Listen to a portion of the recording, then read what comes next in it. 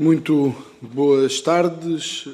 Cumprimento as senhoras e os senhores deputados e, de uma forma especial, os nossos convidados, António Saraiva, Presidente da CIP, Jorge Pisco, Presidente da CPPME e o engenheiro João Vieira Lopes, Presidente da CCP, a quem dou as boas-vindas como convidados para esta audição na Comissão Eventual para acompanhamento da aplicação das medidas de resposta à pandemia da doença Covid-19 e do processo de recuperação económica e social. Uma breve introdução sobre as regras de audição nesta Comissão. Começaremos com uma intervenção inicial de cada um dos nossos convidados, correspondente a 8 minutos por cada um deles. Seguir-se-á uma primeira ronda de questões em que cada grupo parlamentar dispõe de um período de 4 minutos para a formulação das mesmas, havendo, no final, um período de 12 minutos para cada um dos convidados para a resposta. Haverá uma segunda ronda que segue as mesmas regras com os tempos reduzidos a metade, ou seja, os grupos parlamentares dispõem de 2 minutos para colocar questões cada um e as entidades convidadas de 6 minutos cada uma para responder.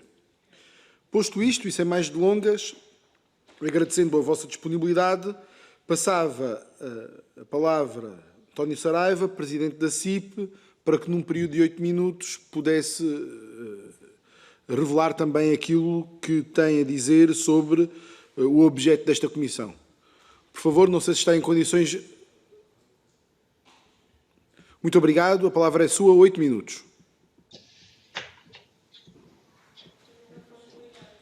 Não temos microfone. Som. Não estamos a ouvir. Peço desculpa, agora penso que já está. Agora sim, agora sim. Muito bem, muito obrigado, Sr. Presidente. Muito obrigado. Sr. Presidente, senhoras e senhores deputados, boa tarde a todos vós.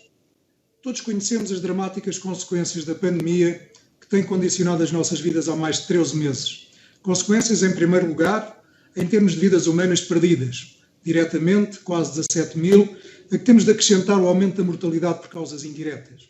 Consequências também em termos económicos. Em 2020, Portugal produziu menos 15,438 milhões de euros do que em 2019, uma queda sem precedentes do PIB de 7,6%. Em apenas 4 meses, fevereiro a maio, a contração do emprego terá sido de 202 mil postos de trabalho, um número ainda assim menor do que o expectável e, em termos relativos, bem menos do que a queda na produção no mesmo período. Boa parte destes postos de trabalho, mais precisamente 133 mil, foram recuperados nos meses seguintes. Estes números revelam, acima de tudo, uma forte resistência das empresas em prol da preservação dos postos de trabalho. Mostram também, apesar das insuficiências e disfunções que por diversas vezes a CIP denunciou, que os apoios dirigidos às empresas são a melhor e mais eficaz via para apoiar as pessoas e as famílias. No entanto, a dinâmica da recuperação do emprego interrompeu-se em dezembro e janeiro, com perda líquida de 37 mil empregos. A dinâmica do mercado de trabalho, nos próximos meses, permanece no centro das nossas preocupações. A face invisível da crise, escondida pela resiliência das empresas e, também, é certo, pelos apoios de emergência que foram sendo concedidos, está a começar a aparecer aos poucos, à medida que as empresas vão esgotando as suas reservas, a sua capacidade de resistir. Tememos que, descontinuadas algumas medidas, nomeadamente as moratórias de crédito, a repercussão da crise, em termos de número de encerramentos de empresas e no mercado de trabalho, venha a tomar proporções bem mais graves. Ora, a par do combate pela saúde pública, o combate pela preservação da economia é vital, uma vez que, como eu tenho dito, além de salvar vidas, temos que continuar a alimentar essas vidas. Na CIP temos acompanhado ativamente estes dois combates desde o dia 2 de março de 2020, data da primeira reunião que tivemos com o Governo para discutir estas matérias. Quanto às medidas de saúde pública, temos defendido que, refletindo sempre opções políticas, devem ser tomadas com base nas evidências possíveis e no conhecimento científico. Há, além disso, princípios que devem estar na base dessas opções. Desde logo, a coordenação na ação, evitando a proliferação de sinais erráticos ou de soluções desgarradas. A racionalidade sob critérios coerentes que sejam compreendidos para que as medidas possam ser aceitas e assumidas por todos. A proporcionalidade, tendo em conta as perturbações económicas e sociais que causam. Compreendemos, em janeiro, o regresso ao confinamento, embora lamentando que as medidas tivessem sido praticamente as mesmas de março do ano passado, apesar de toda a experiência acumulada desde então e de tudo o que foi feito, nomeadamente nas empresas, para assegurar maior segurança a trabalhadores e consumidores. Defendemos depois aquilo que designámos por um desconfinamento inteligente, com uma programação por etapas que tivesse em conta a necessidade imperiosa de conciliar, de forma inteligente, proteção da saúde e preservação da atividade económica. Chegámos a apresentar uma proposta de faseamento um pouco mais ambiciosa do que o plano que foi depois anunciado pelo Governo, apelando ao mesmo tempo à criação de condições para uma testagem mais intensa, direcionada e eficaz, nomeadamente nas empresas com recursos a testes rápidos. Constatamos que as empresas se habituaram a cumprir as regras definidas pelo Governo e que não é nos locais de trabalho que estão os focos de infecção. Constatamos também que as empresas, na sua maioria, aceitam a necessidade de uma estratégia cautelosa de desconfinamento. Os resultados, ontem conhecidos de mais um inquérito às empresas que nós na CIP promovemos, com a estrutura associativa que representamos e em colaboração com o ISCTE, mostra precisamente que 59% das empresas inquiridas avaliou o plano de desconfinamento anunciado pelo Governo como adequado. As restantes dividiram-se em partes sensivelmente idênticas entre demasiado lento ou restritivo e demasiadamente rápido ou imprudente. Contudo, as respostas das empresas a este inquérito não foram tão favoráveis quanto à evolução das medidas para responder ao impacto económico da pandemia. 84% das empresas consideraram que os programas de apoio estão aquém ou muito aquém do que necessitam. 66% consideram que o acesso a esses apoios é burocrático ou muito burocrático. E 48% das empresas inquiridas consideram que o PRR será nada ou pouco significativo para a sua atividade. A CIP teve a oportunidade de acompanhar de perto, desde a primeira hora, a resposta à pandemia em termos económicos, desenvolvendo uma intervenção constante, tanto na Comissão Permanente de Concertação Social, como em todos os contactos que temos mantido com o poder político.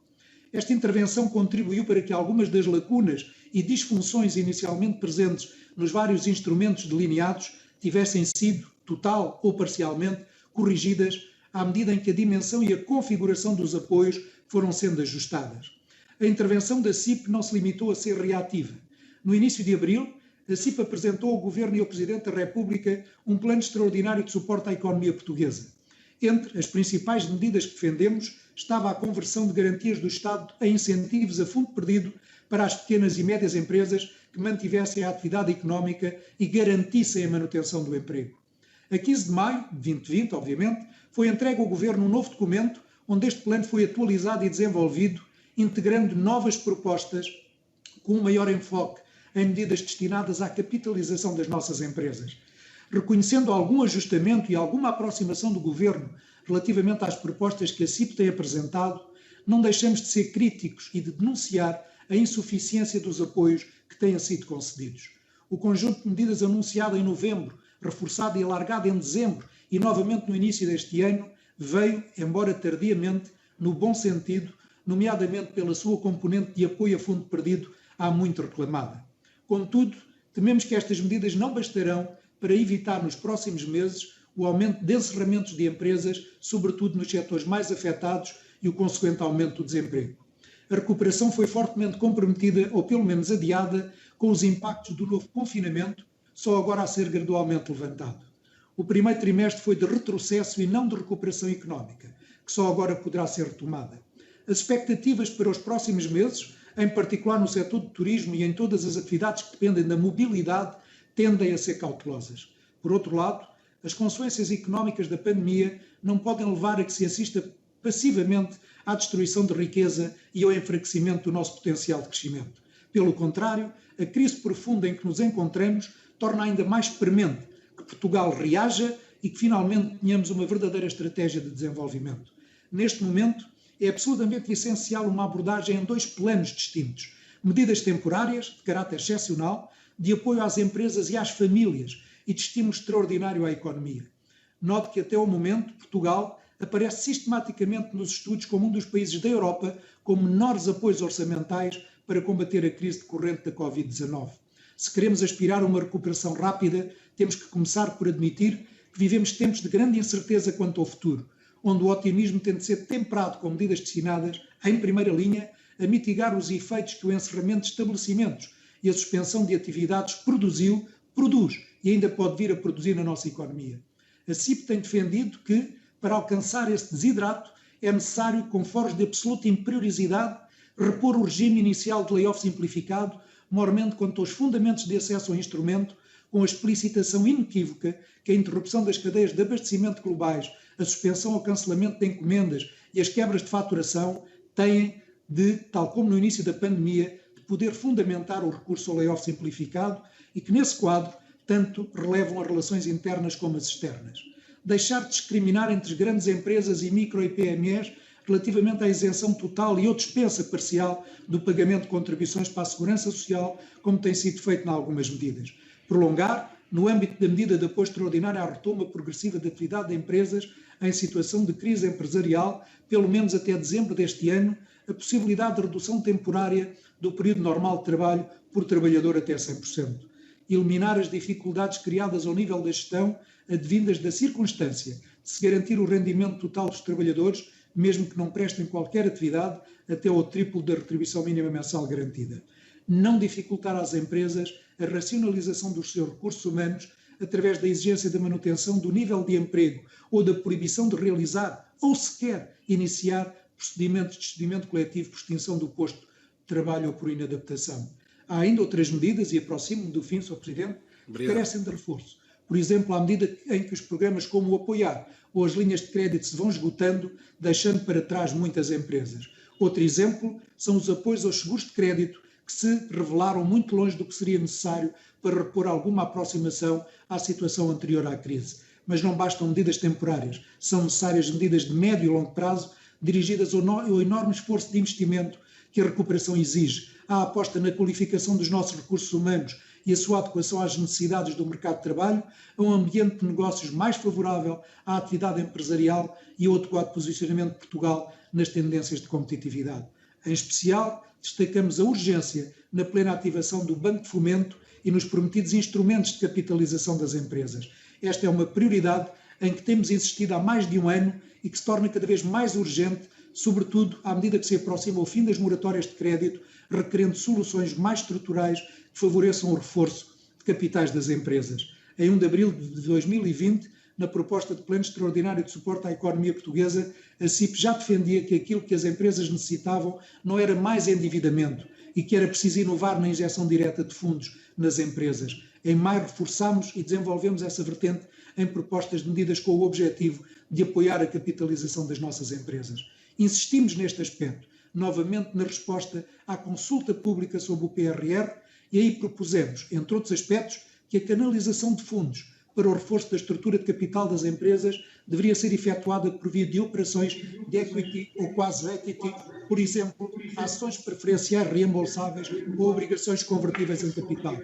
E assim termino e defendemos que a injeção de capital através dessas operações deveria assegurar o reembolso de operações de crédito bancário sempre que as empresas se encontrem em situações de excessivo endividamento, sendo também meio de sustentação de projetos de crescimento. E por isso, Sr. Presidente, além todas estas medidas, lamentamos que possa ser demasiado tarde para muitas empresas, especialmente atingidas pela crise, e é absolutamente urgente que o Governo encontre mecanismos de antecipar estes financiamentos, quer na capitalização das empresas, quer nas condições de lançar investimentos. Termino, pois, com esta preocupação de urgência, agradecendo uma vez mais a oportunidade dada à CIP para contribuir para os trabalhos desta Comissão. Peço desculpa de me ter alongado um pouco, Sr. Presidente. Muito obrigado, um cumprimento caloroso, António Saraiva, também pela vossa disponibilidade relativamente a esta Comissão e para participar nos nossos trabalhos.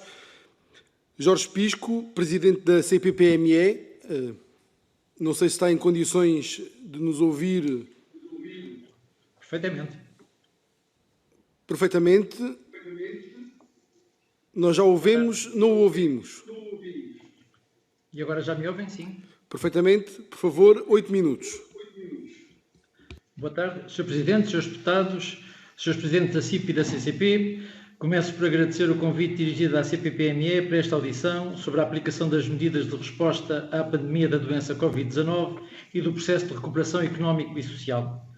Perante a situação de enorme crise de saúde pública provocada pela pandemia do Covid-19, com os seus efeitos devastadores a nível da económica e social, a CPPME assumiu-se como catalisador e porta-voz das propostas dos seus associados, federações, associações, micro, pequenos e médios empresários, com o propósito de fazer chegar às entidades decisoras e com elas discutir um conjunto de medidas consideradas decisivas para ultrapassar este período com o mínimo de perdas de empresas e de postos de trabalho.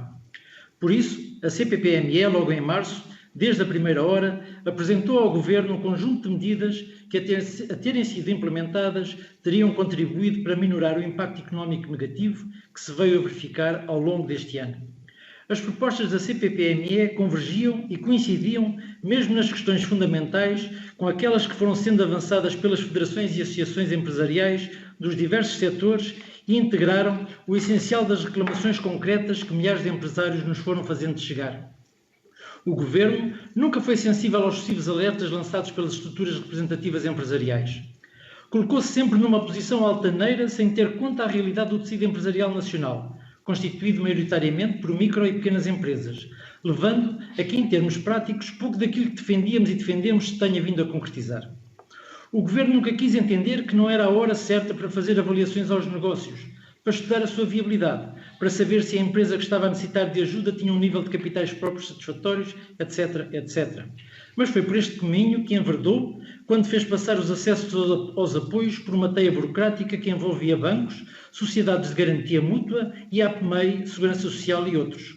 Quando inventou normas de travão para restringir o acesso e quando se embranhou na produção apressada de legislação, muitas vezes dizendo uma coisa e o seu contrário, deixando contabilistas, juristas e os próprios funcionários dos serviços envolvidos à beira do colapso. O layoff simplificado, de simplificado pouco teve.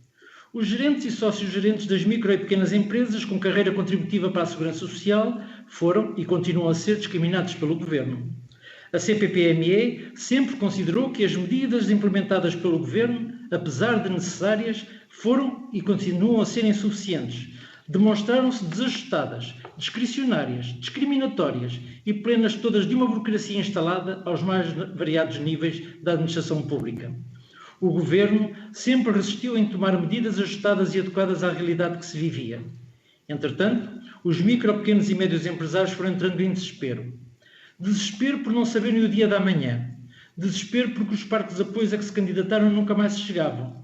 Alguns ainda não chegaram. Outros foram negados por questões processuais, como a falta de um documento ou uma simples data errada.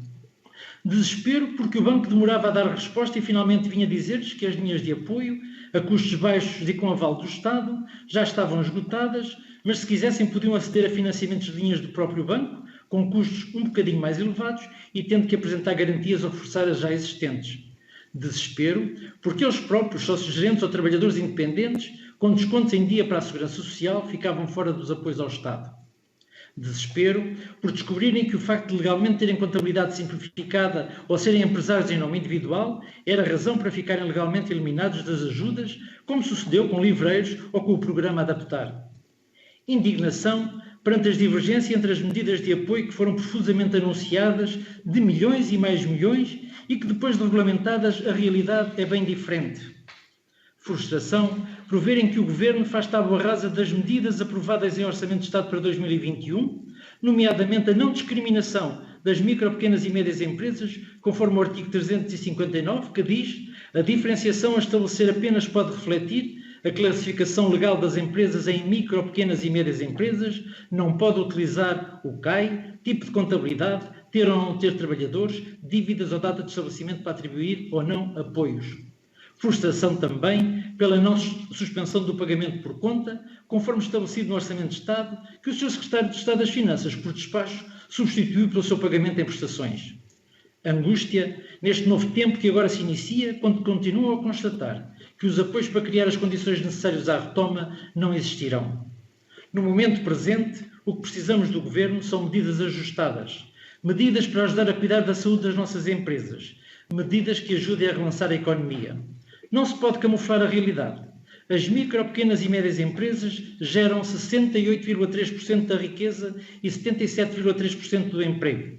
As micro e pequenas empresas foram sempre o parente pobre da política económica dos sucessivos governos, sendo vistas como empresas pouco eficientes. Das perto de 1.270.000 empresas existentes em Portugal, as microempresas representam 96,1%, as pequenas 3,2%, as médias 0,5% e as grandes apenas 0,1%. Senhores deputados, esta é a realidade do tecido económico nacional. 99,9% são micro, pequenas e médias empresas. Em traços gerais, esta é a realidade com que a CPPME é confrontada por parte de milhares de micro e pequenos empresários. A situação económica em que se encontram é muito preocupante, nomeadamente as microempresas, na sua maioria, não têm recursos de tesouraria para fazer face à situação grave em que se encontram. Não por sua responsabilidade, antes pela grave crise de saúde pública que o país está a atravessar. Por isso, e para isso, são precisas medidas audazes. Amanhã, a CPPME irá realizar uma reunião nacional com associações empresariais, para a qual já se encontram inscritas cerca de meia centena de estruturas. Esta videoconferência tem como objetivo central fazer um balanço às propostas apresentadas pelas diversas associações ao Governo e analisar as que já terão sido adotadas. Desta reunião irá sair um conjunto de medidas que iremos apresentar ao Governo, à Assembleia da República e ao Sr. Presidente da República como contributo para a recuperação da economia e ao desenvolvimento empresarial. Muito obrigado. Muito obrigado. Um cumprimento especial também. Passo então a palavra ao engenheiro João Vieira Lopes, presidente da CCP. Por favor, Sr. Engenheiro, não sei se está em condições de nos ouvir. Estou a ouvir, estou. Perfeitamente, nós a ver e ouvir também. Por favor, 8 minutos. Ok. Bom, em primeiro lugar, queria cumprimentar todos os membros da Comissão e agradecer este convite e também cumprimentar os representantes das outras entidades aqui presentes. Já foram aqui apresentados, em particular pela CIP, todo um conjunto de indicadores macroeconómicos da evolução da economia, que são conhecidos, mas que sistematizam um conjunto de elementos para permitir analisar a situação em que nos encontramos, que eu me vou dispensar nesse sentido, por falar neles e concentrar-me mais nos programas de apoio e nas suas suficiências e insuficiências. Da nossa parte, nós analisamos a ação do Governo em 3 fases diferenciadas. Numa primeira fase, existiram um conjunto de moratórias, quer fiscais, quer bancárias, existiu um conjunto de linhas de financiamento e apareceu o layoff simplificado. Esse conjunto de medidas, no seu todo, foram medidas fundamentalmente positivas, se bem que a sua eficácia prática foi fortemente prejudicada pela sua implementação em termos burocráticos, em termos de timings, em particular na chegada dos dinheiros às empresas. Assumimos que uma situação inesperada, provavelmente muitos serviços e muitas entidades não estariam totalmente preparadas para fazer face a essa situação. No entanto, esse enquadramento acabou por ser, de certo modo, salvo, chamemos-lhe assim, porque as expectativas que haviam por parte dos empresários e provavelmente do país, de que, digamos, com o aproximar do verão, haveriam condições para ultrapassar, pelo menos significativamente, alguns destas limitações e deficiências e falta de volume de negócio, em parte provocado pelo primeiro confinamento, e essas expectativas, conjuntamente com o esforço dos empresários para estarem em condições de reabrir o negócio o mais rapidamente possível, que se acrescenta o facto de muitas empresas terem vindo de um de 2019 razoável e mesmo os primeiros 2 meses do ano levou a que, de uma forma positiva, mesmo, quer dizer, considerando que houve um esforço significativo das empresas, o desemprego não atingiu os níveis que estavam previstos, mas a quebra de volume de negócios foi significativa e muitas empresas esgotaram, enfim, as suas reservas. Para além de que, com exceção praticamente do layoff simplificado, os restantes adiamentos e as linhas de crédito, na prática, o que vieram criar as empresas foi um significativo aumento do volume de endividamento e esses compromissos não desapareceram, foram adiados. No entanto, enfim, tendo em conta a rapidez com que esta situação atingiu todo o país, consideramos que houve uma capacidade interessante nessa primeira fase de responder de uma forma rápida, independentemente, refiro eu, das complicações burocráticas e outras e das regras, muitas vezes procurando, através de diferenciações de CAIs e outros, ignoramos se seria poupar dinheiro, mas que não tinha qualquer sentido, porque a cadeia económica hoje é toda interdependente, independentemente de, no caso concreto da CCP, todos os setores que nós abrangemos e que têm, como nós costumamos dizer na gíria, a porta aberta para a rua, foram os mais atingidos, e outros setores, como os transportes, o automóvel, etc., que também, não tendo exatamente a mesma situação, acabaram por, quer pelo impacto do turismo, quer pelo impacto das restrições à mobilidade, também ter problemas sérios, agravados ainda, claro, pelo encerramento de escolas, etc., que atingiu depois todo um conjunto de empresas de prestação de serviços de ordem diversa, quer às empresas, quer às instituições públicas. Portanto, seguiu-se a essa fase uma segunda fase em que, partindo do princípio que a situação iria evoluir positivamente, foram retirados um conjunto desses apoios, em nossa opinião, prematuramente.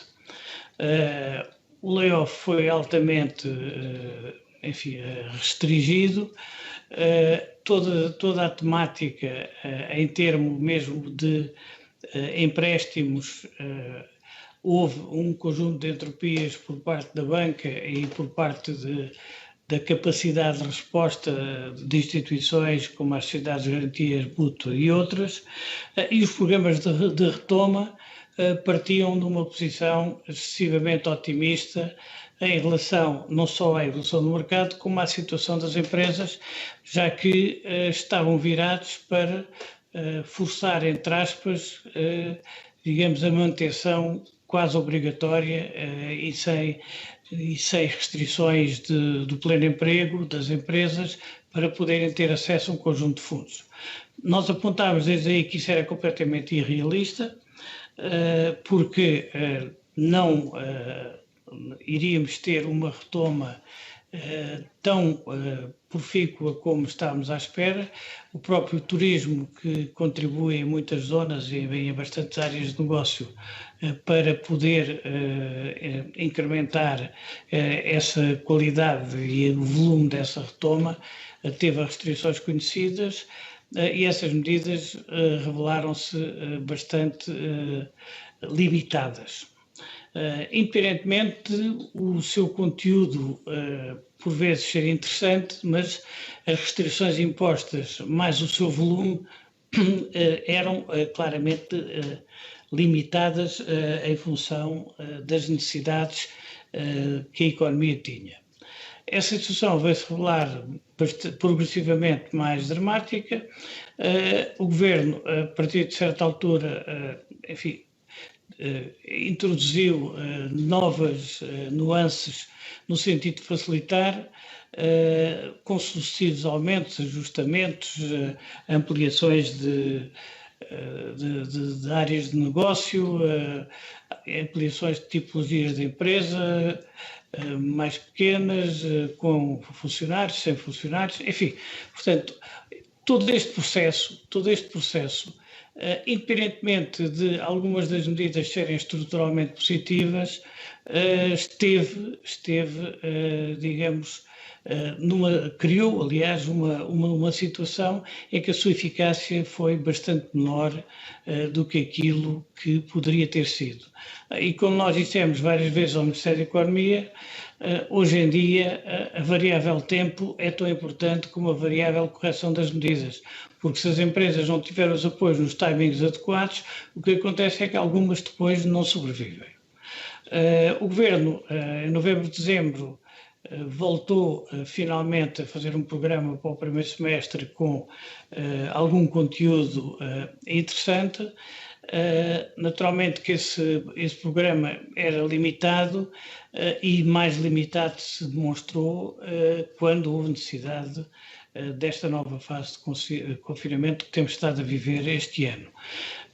E aí a grande desilusão que nós tivemos foi, em primeiro lugar, com o perfil do Orçamento de Estado, que, em nossa opinião, não tinha em conta um conjunto de necessidades das empresas, como aliás dissemos, quer aos partidos políticos, quer à Assembleia, quer ao Governo, mas, simultaneamente, as suas medidas, mais uma vez, apareceram com todo um conjunto de burocracias e diferenciações que limitaram em muito, digamos, a adesão a essas medidas de muitas empresas.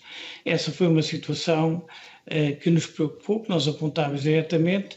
Aliás, o caso até mais dramático foi, por exemplo, o programa Apoiar Rendas, que foi anunciado a 10 de dezembro, o regulamento saiu em janeiro, as empresas começaram a se inscrever em fevereiro e o dinheiro só começou a chegar às empresas no fim de março. Quer dizer, portanto, houve todo aqui um conjunto de entropia nestes processos que, em nossa opinião, foram bastante negativos, na medida em que o segundo confinamento veio agravar muitas empresas que nesse momento já não tinham reservas, já não estavam ainda menos preparadas do que da primeira fase e muitas, no meio desta confusão toda com setores que questões que não se compreendem, por exemplo, as agências imobiliárias não podiam concorrer a determinados programas, a restauração tinha programas especiais, portanto, outros setores que estavam abertos, mas que o volume de negócio baixava, como, por exemplo, estou-me a lembrar dos óticos e outros, quer dizer, estavam aqui emparadados por um conjunto de linhas vermelhas que levou a que a eficácia dessas medidas em termos económicos fosse bastante mais baixa do que o caráter até positivo de muitas dessas medidas e o interesse que elas tinham para o tecido económico vieram neste momento tirar bastante eficácia. Isso foi uma das questões que nos preocupou. A partir daí, nós, dos inquéritos que fizemos no final do ano, calculámos que, em termos de estabelecimentos abertos para a rua, fossem de consumidor, tipo cabeleireiros aos ginásios, fossem tipo comércio, não alimentar. O comércio alimentar, enfim, por razões conhecidas, foi um dos setores que conseguiu atravessar. Para concluir, Sr. Engenheiro, por favor.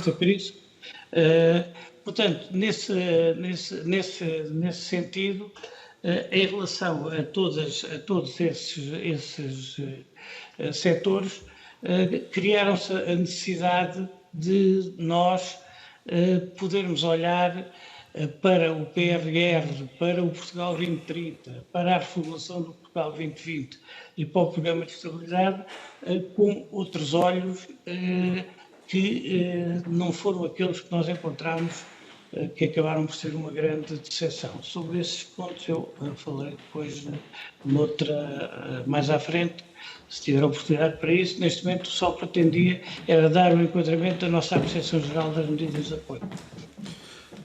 Muito obrigado. Eu vou-me ausentar desta reunião porque tenho outros compromissos. Vou-me fazer substituir pela Sra. Deputada Ofélia Ramos. a quem desde já entrego a condução dos trabalhos. Muito obrigado.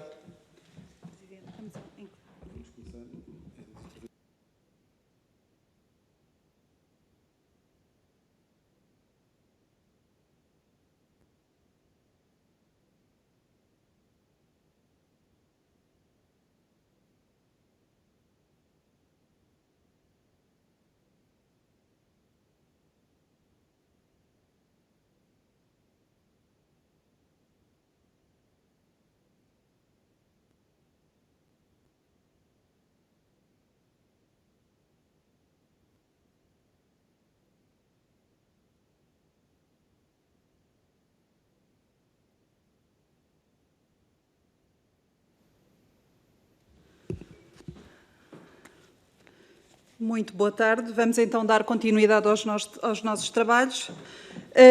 Dou agora a palavra ao Grupo Parlamentar do PCP, a Sra. Deputada Alma Rivera, para uma intervenção de 4 minutos. Faça favor, Sra. Deputada.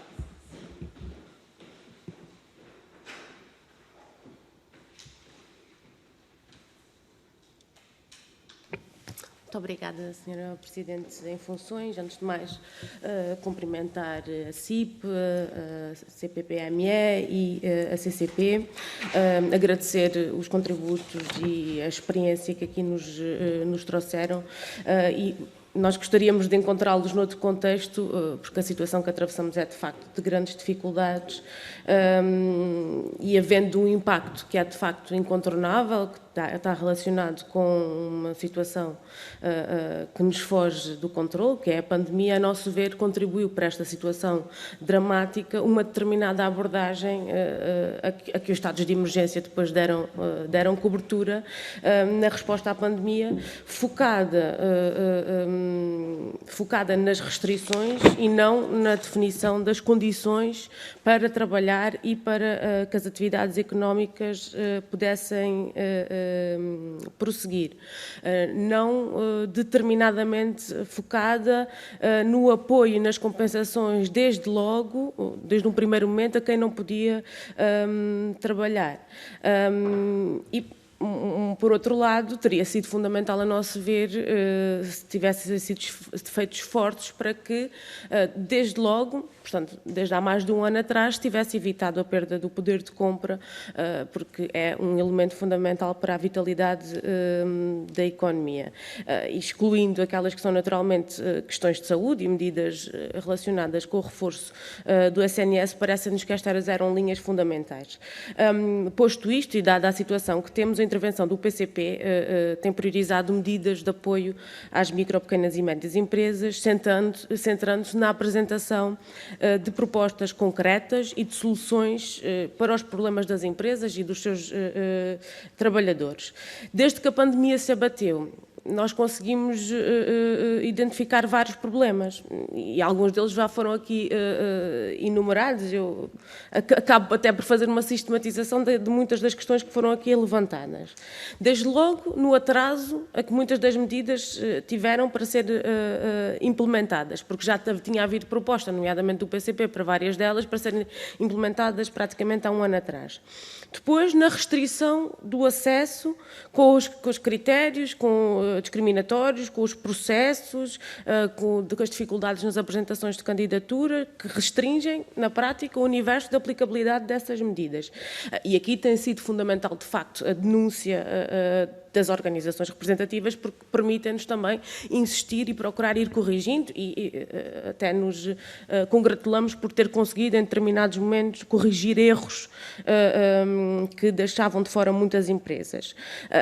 Há um outro problema que tem a ver com as perdas de tempo e com verdadeiras manobras dilatórias para atrasar a implementação das medidas que são aprovadas na Assembleia da República. O exemplo do prolongamento das moratórias é claro nisto, em que não o Governo, mas o Partido Socialista na Assembleia da República atrasam a discussão e a implementação dessas medidas. Há um outro problema, que é depois a demora na atribuição concreta, no pagamento destes apoios, e ainda no conhecimento e na informação, na passagem de informação sobre as medidas. Para isso contribui também as dificuldades de contacto com a Segurança Social, com a Autoridade Tributária e aquilo que é uma ação, a nosso ver, insuficiente do IAPMEI.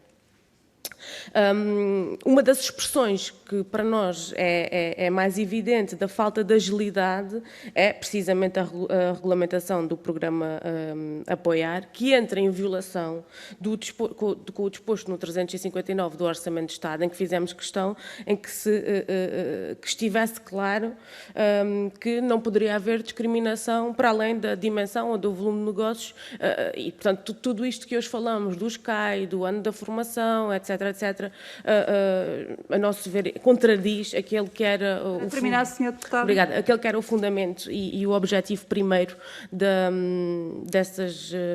medidas do orçamento. E assim, para terminar e colocando algumas perguntas diretamente, eu questionava-vos se teria sido fundamental a aprovação do projeto de resolução 1040 do PCP, que teve os votos contra do PS, a abstenção do PSD, do CDS e do Chega, pela melhoria do apoio às MPMEs, porque esse projeto eliminava exatamente todos esses elementos discriminatórios que aqui nos falou. Perguntava-vos também de que forma é que se poderia agilizar a intervenção e a ação do IAPMEI ao nível da informação, da comunicação, mas também da interligação com outros serviços do Estado, como a Segurança Social e a Autoridade Tributária, e, por último, também, que impacto teria concretamente a aprovação de uma proposta que também fizemos de suspensão dos contratos ao nível da energia, telecomunicações, por exemplo. Obrigada. Obrigada, Sra. Deputada. Dou agora a palavra ao Grupo Parlamentar do PS, o Sr. Deputado Carlos Pereira, para uma intervenção de 4 minutos. Faça favor, Sr. Deputado.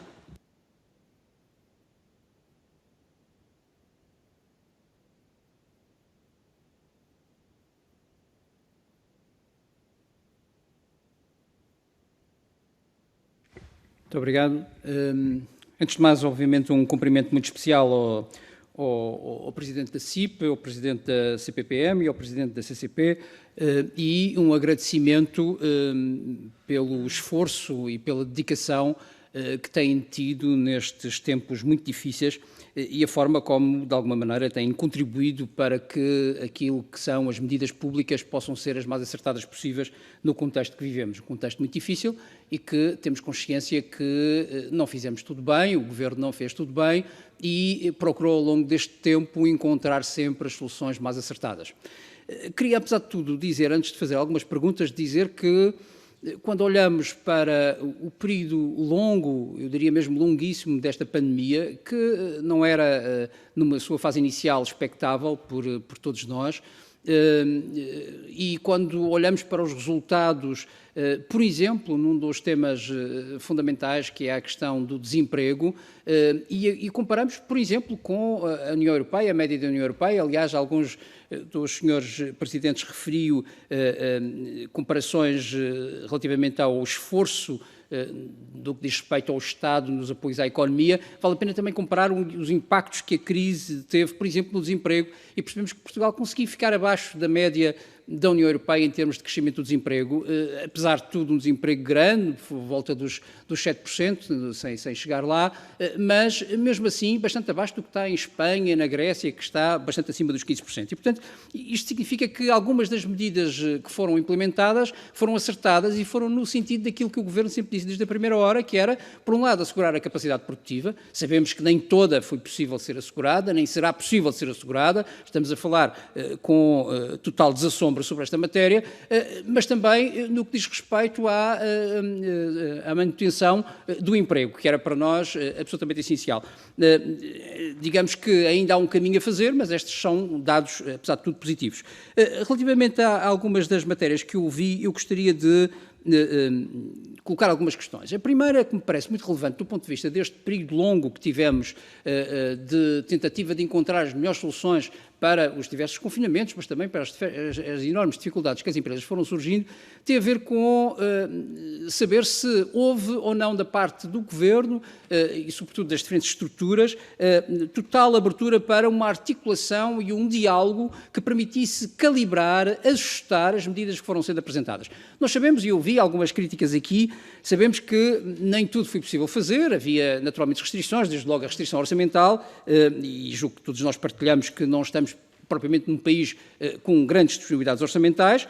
Felizmente que 2019 e os resultados de 2019 foram positivos no que diz respeito, por exemplo, ao déficit e no que diz respeito à queda da dívida, o que permitiu uma margem de manobra para aplicar medidas, mas, convenhamos, estamos muito distantes de alguns países europeus. Mas a pergunta é se houve ou não essa articulação com o Governo nesse sentido. A segunda questão é uma questão que eu julgo muito relevante. Aliás, é um debate que corre há muito tempo e que com certeza não terminará hoje, mas eu queria ouvir a vossa opinião, que tem a ver com a questão de existir mais ou menos dinheiro para as empresas, diretamente para as empresas, no PRR e até nos outros programas de apoio. E a pergunta é muito simples e tem a ver com a experiência do passado. Quando nós olhamos para o passado, para os quadros comunitários que o país teve acesso, compreendemos que, a maior parte dos casos, o apoio às empresas nunca foi, em termos macro, estou a falar em termos macro, superior a 35%, digamos assim.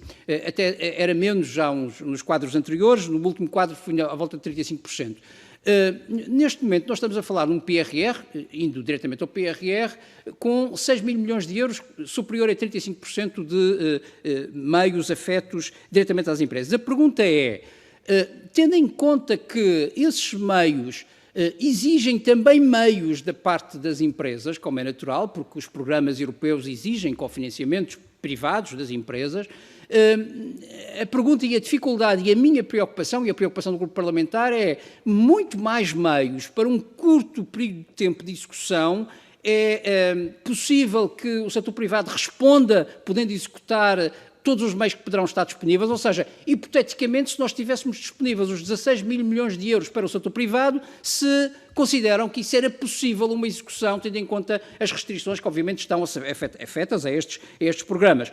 Ora, eu vou dar o exemplo do quadro comunitário, eu termino já, eu vou dar o exemplo do quadro comunitário anterior, o quadro comunitário, que está em curso, aliás, nesta altura, se não tivesse havido uma reprogramação do quadro anterior, os valores significativos de instrumentos financeiros que estavam afetos a este quadro não iriam ser executados e haveria eventualmente perda de dinheiro. Portanto, há aqui uma reflexão que é preciso fazer. Eu acho que nós devíamos, obviamente, procurar o termo certo, o equilíbrio certo entre meios para o investimento público e meios para o investimento privado e meios para o apoio às empresas, mas é importante que tenhamos isto em consideração. Uma outra nota, eu depois também faço uma outra intervenção, só para terminar, uma outra pergunta que eu acho muito importante, tem a ver com a questão de um tema que o Sr. Presidente da CIP tem referido, que é a questão complexa das moratórias, e a pergunta, eu vi uma entrevista do Sr. Presidente da CIP, António Saraiva, em que referia que havia naturalmente uma intervenção necessária do Estado. Julgo que o Sr. António Saraiva sabe, e demonstrou nessa entrevista que sabia, que há aqui uma dificuldade do regulador europeu. Eu vi que avançou com algumas propostas, a pergunta era poder clarificar um bocadinho mais essas propostas. Muito obrigado, eu termino já. Muito obrigada. Dou agora a palavra ao Grupo Parlamentar do Bloco de Esquerda, Senhora Deputada Isabel Pires, que presumo que nos esteja a acompanhar online. Creio que me estão a ouvir. Estamos a ouvi-la bem, Senhora Deputada. Quando quiser começar, faça favor. Muito obrigada, Senhora Presidente. Em primeiro lugar, obviamente, cumprimentar os representantes da CIP, da CPPME e da CCP, que hoje nos trouxeram aqui uma reflexão importante que, aliás, tem vindo também a ser feita por vários grupos parlamentares ao longo deste mais de um ano de pandemia e de medidas de apoio e da sua articulação e da sua adaptação à realidade. Nós, neste momento, e vai ao encontro de algumas das intervenções que foram tidas, há aqui algumas preocupações que se mantêm e, aliás, nesta mesma comissão tivemos a oportunidade também de ir ouvindo, nomeadamente, o Ministro da Economia sobre estas matérias e uma das questões que foi colocada, inclusivamente, pelo Sr. Presidente Jorge Pisco, da CPPME, tem a ver com o facto de o Governo ter falhado em perceber mais concretamente qual é que é o tecido económico português e a importância muito grande que as micro e pequenas empresas têm no tecido empresarial português, nomeadamente porque no que toca a uma resposta à crise da envergadura que nós estamos a viver, de facto tem que haver aqui medidas que sejam mais adaptadas a essa realidade, e ao longo de vários meses essa adaptação a esta realidade foi sendo muito difícil, sendo que do nosso ponto de vista tem havido, por um lado, uma dificuldade de entendimento, que não é com certeza dificuldade de entendimento nenhuma, porque os dados existem e o Governo terá esses dados melhor do que qualquer partido político, sobre a realidade do tecido económico português e porque é que não se foi mais além, mais cedo, em determinadas matérias. Foi falada a questão, por exemplo, da falta de recursos de apoio às tesourarias e comparativamente até com outros países europeus, a percentagem de apoio a fundo perdido, de facto, em Portugal tem sido bastante mais baixo do que noutros países. Isso significa que depois deste último confinamento, que foi bastante longo e que tem consequências bastante grandes, estamos a falar mais de um ano depois da pandemia, numa altura em que as empresas não têm a situação de tesouraria que tinham em março, abril de 2020, é uma situação completamente diferente nesta altura e, portanto, precisavam-se e foram sendo reivindicadas medidas mais aprofundadas desse mesmo apoio. Já para não falar, e já tivemos a oportunidade ao longo destes meses todos de falar sobre a forma como as medidas de apoio iam sendo implementadas, as questões de burocracia, as demoras em chegarem efetivamente às empresas, a demora entre muitas vezes o anúncio de uma medida e a sua regulamentação. Já se chegou a passar alguns meses desde o anúncio de uma medida e a sua efetiva aplicação.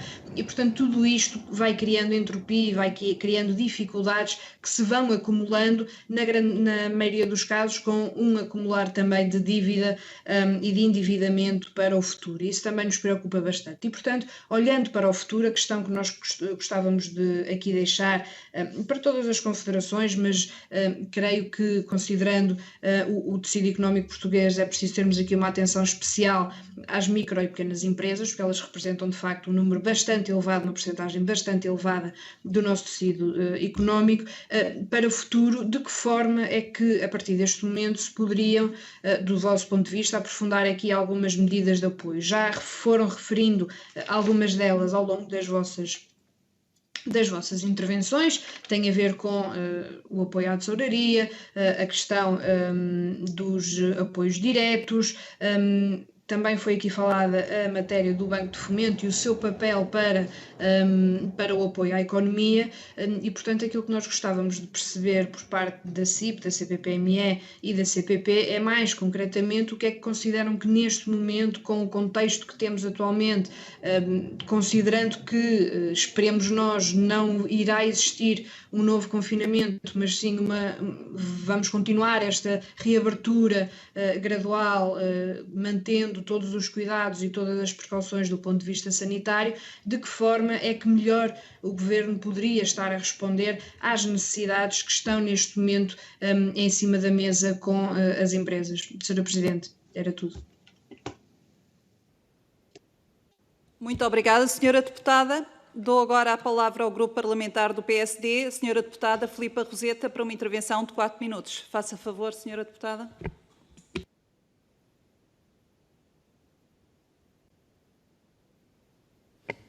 Obrigada, Sra. Presidente. Agradeço ao Presidente da Confederação Empresarial de Portugal, o Presidente António Saraiva, agradeço à Confederação Portuguesa das Micro, Pequenas e Médias Empresas, ao Presidente Jorge Pisco, e à Confederação de Comércio e Serviços de Portugal, na pessoa do Presidente João Vieira Lopes.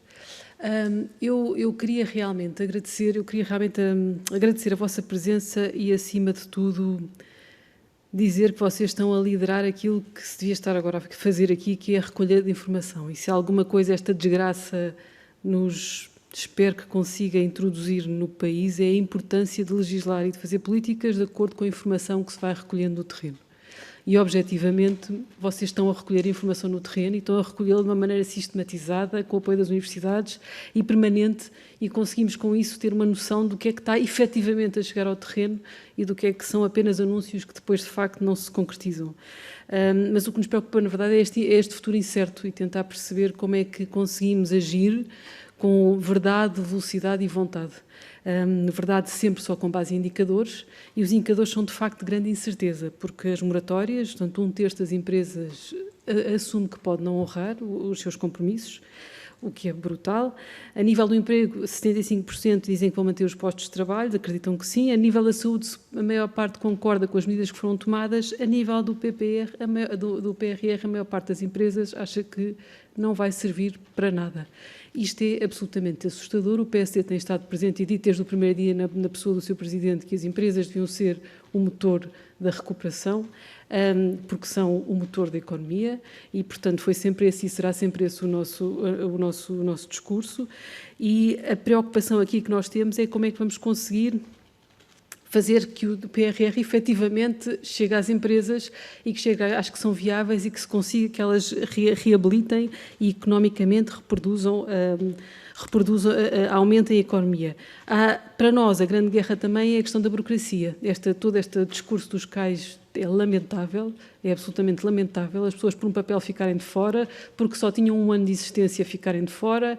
A ideia de que há um papel que não consegue fazer funcionar nada tem sido, nesta situação de pandemia e de crise económica e de que a vida das pessoas depende do número, tinha que ter sido com mais velocidade e com maior vontade. Portanto, e é uma guerra nacional que nós temos que fazer de combate à burocracia. Isto pode ser de outra maneira e nós temos que fazer de outra maneira.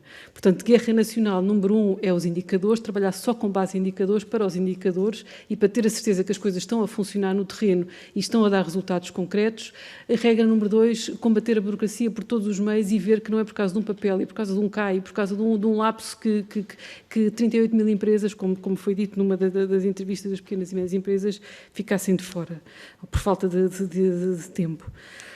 Portanto, estas são as duas visões que nós temos, a questão da informação e do combate à burocracia, mas eu queria-vos pôr a todos uma outra pergunta, porque nós temos a olhar para este futuro que vai ser incerto, seguramente incerto, porque ninguém sabe exatamente como é que a economia vai conseguir renascer. E queria-vos perguntar muito sobre esta questão do teletrabalho, que tem tido vários impactos noutras economias e noutras grandes empresas que já estão a repensar a maneira como se organizam no território. E isto pode trazer alterações económicas, estruturais, de fundo. Não sei se já tem hoje alguma informação sobre esta expectativa das empresas, da maneira como vão reinventar e redimensionar o seu negócio, e gostávamos de ter esta percepção. Portanto, no fundo, esta é que é a pergunta sobre uma nova maneira de, eventualmente, alguns serviços serem completamente descentralizados e o impacto que isso vai ter na economia, até nas outras empresas que as apoiam, nomeadamente a parte da restauração, pode vir a ter impactos por causa disto e, portanto, era um pouco esta a pergunta que vos punha e, acima de tudo, este futuro, esta alteração da economia e das pessoas que ficaram de fora, se vocês continuam a monitorizar, continuam a fazer-nos chegar esta informação, porque acima de tudo, e volto ao princípio, nós só vamos sair disto, os países que saíram disto foi com verdade, velocidade e vontade. Isto é absolutamente, é uma tríade que nós temos que, verdade dos indicadores, velocidade da clareza de raciocínio para tomar as decisões e vontade de as tomar. Agradeço sinceramente a vossa participação e a vossa colaboração nesta recolha de indicadores. Obrigada, Sra. Deputada. Não havendo mais inscrições para esta primeira ronda, para responder às questões colocadas pelas senhoras e senhores deputados, dou agora a palavra ao Sr. Presidente da CIP, Dr. António Saraiva, para uma intervenção de 12 minutos. Faça favor.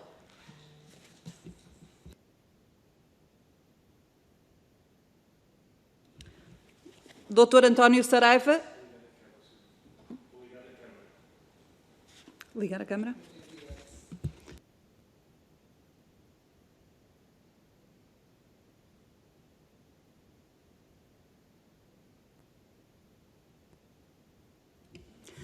Dr. António Saraiva, não sei se nos está a ouvir, eu pedia para ligar a câmara e o áudio. Estamos aqui a ter dificuldade. Sim, agora sim, peço desculpa. Muito bem. Dou então a palavra. Dificuldade net, não sei se me já conseguem Estamos a ouvi-lo com algumas interrupções. A câmara continua desligada. Eu pedi-lhe para ligar a câmara. Não me estou a ouvir nas melhores... Não nos está a ouvir? Muito bem. Já estamos a vê-lo e presumo que a ouvi-lo. Quando quiser, pode iniciar a sua intervenção. Dispõe de 12 minutos. Faça favor, doutor. Muito obrigado. Pois, em relação à primeira questão da senhora deputada Alma Rivera, do PCP, enfim, responder a uma das questões. O projeto 1040 que referiu não o identifico, não consegui neste ato, entre a sua pergunta e as respostas que lhe queria dar, não o consigo identificar. Teremos seguramente a oportunidade para depois o fazer, mas já em relação ao agilizar um conjunto de procedimentos, dizer-lhe que temos isso elencado e que, da nossa parte, apresentaremos brevemente um documento nesse sentido, onde chamamos o Simplex Covid, onde tentamos sinalizar um conjunto de limitações, de duplicações de procedimentos, enfim, tentar desburocratizar os acessos, as candidaturas, os formulários. Estamos a preparar esse documento e terei muito gosto em fazê-lo chegar depois aos grupos parlamentares, nomeadamente ao do PCP, para responder a esta questão.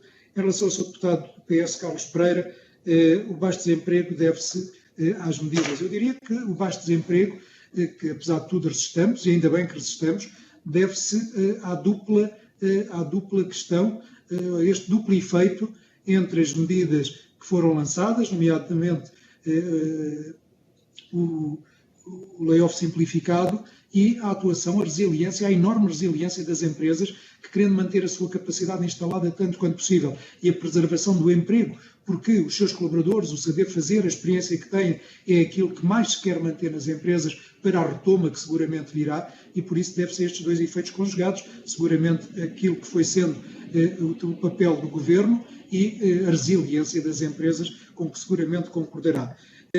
Houve ou não articulação, diálogo? Há um diálogo permanente, há uma articulação permanente, não só em sede de concertação social, mas também com os ministérios com quem mais nos articulamos, economia, trabalho, e sim, o facto de haver diálogo não quer dizer que esse mesmo diálogo seja, em termos de quantificação, tão produtivo quanto gostaríamos que, embora reconhecendo as limitações orçamentais, mas o deputado reconhecerá igualmente que, quando nos comparamos no quadro da União Europeia, ainda numa União Europeia a 28, com o Reino Unido disponibilizou, em percentagem do seu PIB, 16,3% à sua economia. Outros Estados-membros, 11%, outros ainda 7%.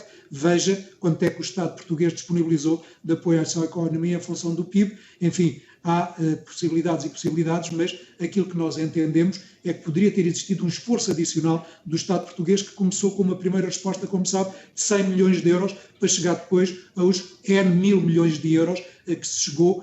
Porque é que se começa com tão pouco, quando já se antevia que a pandemia, por comparação até com outros países, teria estes efeitos. E é essa a crítica que fizemos em tempo oportuno, que continuamos a fazer, mas, enfim, não vale a pena chorar sobre o leite derramado. Importa que todos saibamos, em termos de seleção, como eu tenho defendido, encontrar as melhores soluções.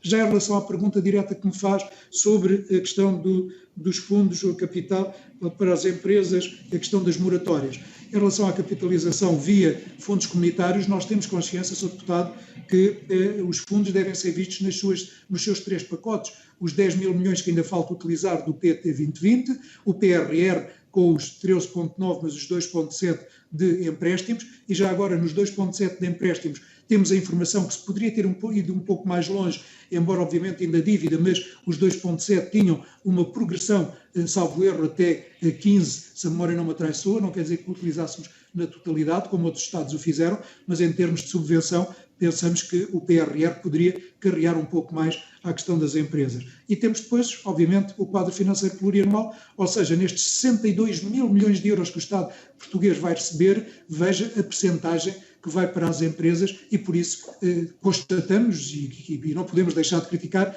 que achamos que poderia ser uma repartição um pouco maior. Quando diz que a utilização dos 3 mil milhões de euros que até agora Portugal tem disponibilidade de utilização, nunca os utilizámos, é bem verdade, agora vamos ter 6 mil milhões, mais dificuldade numa janela temporal tão curta teremos para o utilizar. Isso exige estratégias empresariais e políticas públicas que se interliguem, que ajustem, para que o país possa especializar a sua economia, encontrar um novo modelo de desenvolvimento, ter crescimento sustentado, e isso passa por corretas políticas públicas, onde o Governo é, obviamente, o principal responsável, e por estratégias empresariais que a iniciativa privada, através das suas empresas, tentará desenvolver. Em relação à repartição, a complexidade dos processos, a complexidade das candidaturas, a morosidade, a tardia apreciação dos mesmos, e por isso eu disse que vamos apresentar um Simplex Covid, ou propostas para um Simplex Covid. Sou deputado, provavelmente reside aí a fraca utilização, não tanto por falta de meios,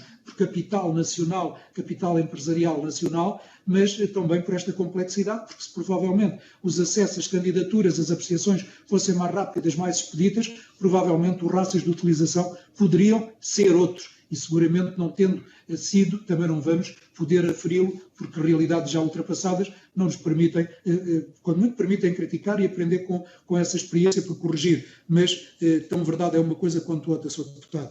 Em relação à última pergunta que colocou o Sr. Deputado Carlos Pereira, as moratórias, todos sabemos, que o Estado português pode contratualizar junto do BEI fundo de garantia para, através desse fundo de garantia, como outros Estados-membros estão a fazer, tanto quanto sei, Sr. Deputado, Espanha, aqui ao lado, França, Itália, falando com o ex-secretário de Estado Mourinho Félix, seguramente teremos aí, e estou seguro que o Estado português, o Governo português, está a desenvolver esse diálogo para, com um fundo de garantia, possamos ultrapassar esta questão das moratórias, sem entrar em mais detalhes, para não vos fazer perder tempo, e também, até final desta semana, seguramente no início da próxima, apresentaremos propostas nesse sentido, corroborando aquilo que foi a entrevista que o Sr. Deputado referiu da segunda-feira passada.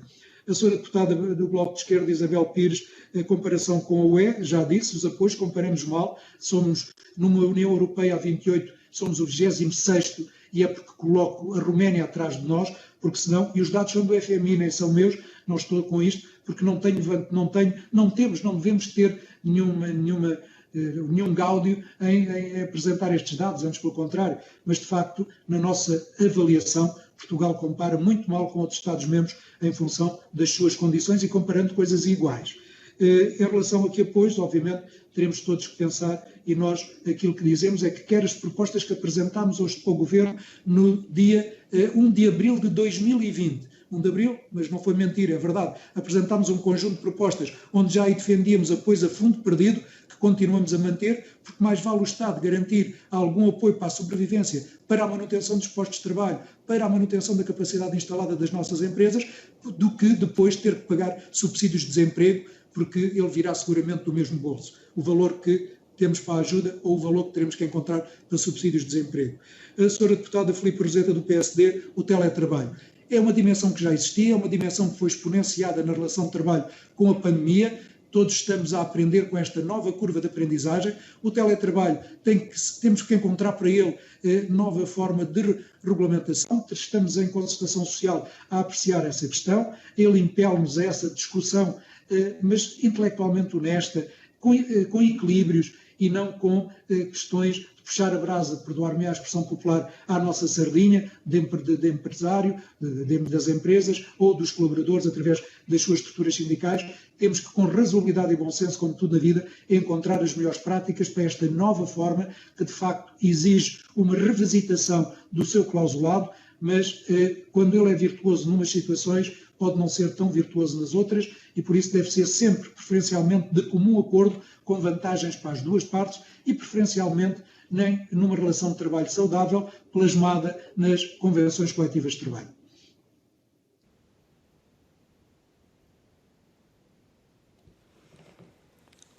Obrigada, Dr. António Saraiva. Presumo que tenha terminado, não esgotou o seu tempo, mas presumo que tenha terminado. Dou agora a palavra ao Presidente da CPPME, Dr. Jorge Pisco, para uma intervenção de 12 minutos. Faça favor.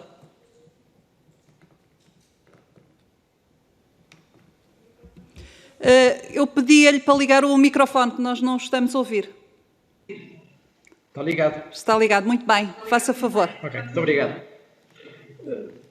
Eu, relativamente às questões que os seus deputados colocaram, gostaria de referir o seguinte, ou seja, vem na sequência daquilo que nós afirmamos e que também os seus presidentes, tanto da CIP como da CCP, acabam por corroborar um pouco a minha intervenção relativamente às dificuldades que as empresas tiveram ao longo de todo este ano.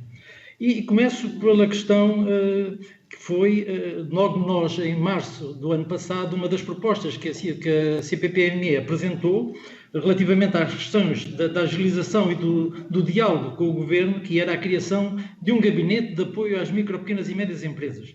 Porque, fundamentalmente, aquilo que as empresas tiveram ao longo de todo este ano foi a dificuldade de relacionamento com o Estado. E porquê? Porque é preciso perceber a pandemia, com a situação sanitária que trouxe, e também a situação económica que daí adveniente, trouxe um aspecto muito positivo, que foi, nunca se tinha falado tanto em micro, pequenas e médias empresas, e foi preciso o Covid-19 para que as micro, pequenas e médias empresas viesse para a ribalta e que estivesse diariamente na comunicação social e estivesse no léxico português. E a verdade é esta, se não fossem os gabinetes de contabilidade, se não fosse o contabilista certificado a dar esse apoio às micro e pequenas empresas, mas essencialmente às microempresas, não tínhamos esse apoio, era impossível as empresas avançarem para as candidaturas e toda essa a necessidade na ligação de todo o trabalho que foi necessário ao longo de todo este ano nas candidaturas, no relacionamento. Porque aqui a teia burocrática foi uma coisa terrível e esta é a principal queixa e é o drama fundamental que nós assistimos ao longo de todo este ano. Porque, na realidade, não há... submete-se a candidatura e depois, a partir daí, mesmo na submissão da candidatura tem sido uma situação complicadíssima e, a partir daí, não há mais depois nenhum relacionamento. Depois temos, quando o Sr. Deputado Carlos Pereira nos colocou a questão da abertura e do diálogo. Nós, da parte da CPPME, desde o início que tivemos um canal aberto com o Gabinete do Sr. Primeiro-Ministro, através da assessoria económica, e temos tido e fizemos variadíssimas, como disse, nós logo em março fizemos propostas, fizemos ao longo de todo este ano variadíssimas propostas entregues ao Governo, à Assembleia da República, ao Sr. Presidente da República, mas é verdade que o Governo, através do Ministério da Economia, do Ministério do Trabalho, não tem tido, para com a CPPME e com as associações empresariais, não tem tido um relacionamento que deveria ter ao longo de todo este processo. Porque, na realidade, ou seja, não é através do telefonema do seu secretário de Estado com a Associação A, B ou C, em que lhe prometo que sim, talvez, que se resolvem as situações. Ou seja, é necessário haver um relacionamento, uma abertura, uma informação diária, porque não é através do Conselho Económico e Social, não é através só das organizações que estão representadas que se faz esse relacionamento. Porque tudo isto é necessário termos em conta a realidade que se vive em Portugal e que se viveu ao longo de todo este ano. Por isso, a falta de articulação e a falta de diálogo foi uma constante vida com as micro, pequenas e médias empresas durante todo este processo. Depois, há uma situação que o Sr. Deputado Carlos Pereira colocava relativamente ao quadro comunitário anterior. O Sr. Deputado conhece, os seus deputados conhecem que a CPPME tem colocado, e nos documentos que vos apresentámos, e na própria carta reclamativa que vos entregámos para a legislatura, nós temos defendido que deveria de existir uma percentagem significativa de apoios para as micro, pequenas e médias empresas. E nós apontámos um valor, ou seja, 50%, nós consideramos que 50% desses valores deveriam ser para micro, pequenas e médias empresas. E isso nunca tem acontecido, porque no anterior quadro comunitário, no que terminou agora, essa situação, e o Sr. Deputado acabou por referir os valores, ficam muito aquém, e as micro, pequenas empresas, porque não têm estruturas para poderem fazer essas candidaturas, ficam sempre muito arredadas de todo esse trabalho. Mesmo agora, nós, nas propostas que fizemos para o PRR, sempre defendemos que 50% deve ser o valor para as micro, pequenas e médias empresas. A senhora deputada Isabel Pires falava das medidas que não são adaptadas. Bem, eu refiro-me a um aspecto que é importante, ou seja, os senhores deputados conhecem o balanço dos apoios que o Sr. Ministro da Economia há 15 dias aí fez, e o Sr. Ministro da Economia, que sucessivamente faz aqueles anúncios todos das medidas que o Governo, dos milhões que tem feito e anunciado, o último dos quais, dos 7 mil milhões que havia para as empresas e que foi anunciado com 4 ministros e um secretário de Estado, e que dos quais esses 7 mil milhões, só 1.160 milhões é que são a fundo perdido, porque o resto são dos impostos que serão, em termos moratórios, escalonados. E isto é a forma como o Governo tem estado a anunciar essas medidas, porque, de resto, aquilo que nós defendemos, e desde logo de março, aquilo que nós considerávamos que era fundamental existir para as empresas, era um fundo de tesouraria para fazer face às despesas para fundo de tesouraria para as micro e pequenas empresas, essencialmente para as microempresas. E isto era uma medida que nós, em março do ano passado, apontámos. E que depois, com o evoluir da situação, considerámos que esse fundo de tesouraria devia ser a fundo perdido. Esta é a realidade ao longo de todo este ano. Bem, a verdade é que, quando nós tivemos a audiência com o Sr. Presidente da República, está agora a fazer um ano, em que avançámos para uma conferência que seria o pós-pandemia, em que se avançou que era para fazer esse balanço dessa atividade, e que daí saíram propostas que avançámos e que entregámos na Assembleia da República e ao Governo, o Governo nunca deu resposta. Das propostas que as associações fizeram de uma videoconferência feita em janeiro deste ano, das quais saíram 21 propostas concretas para apontar para soluções para as micro, pequenas e médias empresas, o Governo não deu solução. Ou seja, esta é aquela que tem sido a postura do Governo ao longo de todo este tempo. Por isso, como é que se aprofundam e quais são as medidas para o futuro? As medidas para o futuro estão consignadas naquilo que nós temos vindo a apresentar. E como eu disse no final da minha intervenção, na reunião que vamos ter amanhã, nos quais já temos 50 associações e confederações, associações e federações inscritas, estão um conjunto de medidas que pensamos poder serão aprovadas e que iremos apresentar e entregar aos seus deputados, ao Governo e ao Sr. Presidente da República, que são o contributo destas associações para a retoma do país. Porque é essencialmente e é fundamental que estas empresas tenham esses apoios e que esses apoios sejam efetivos. Porque não podemos, como estava a dizer, não é possível continuarmos a falar de apoios, de falar das empresas, de falarmos que o desemprego não cresceu. Sr. Deputado, o desemprego não cresceu porque os próprios apoios condicionavam que não era possível as empresas despedirem trabalhadores.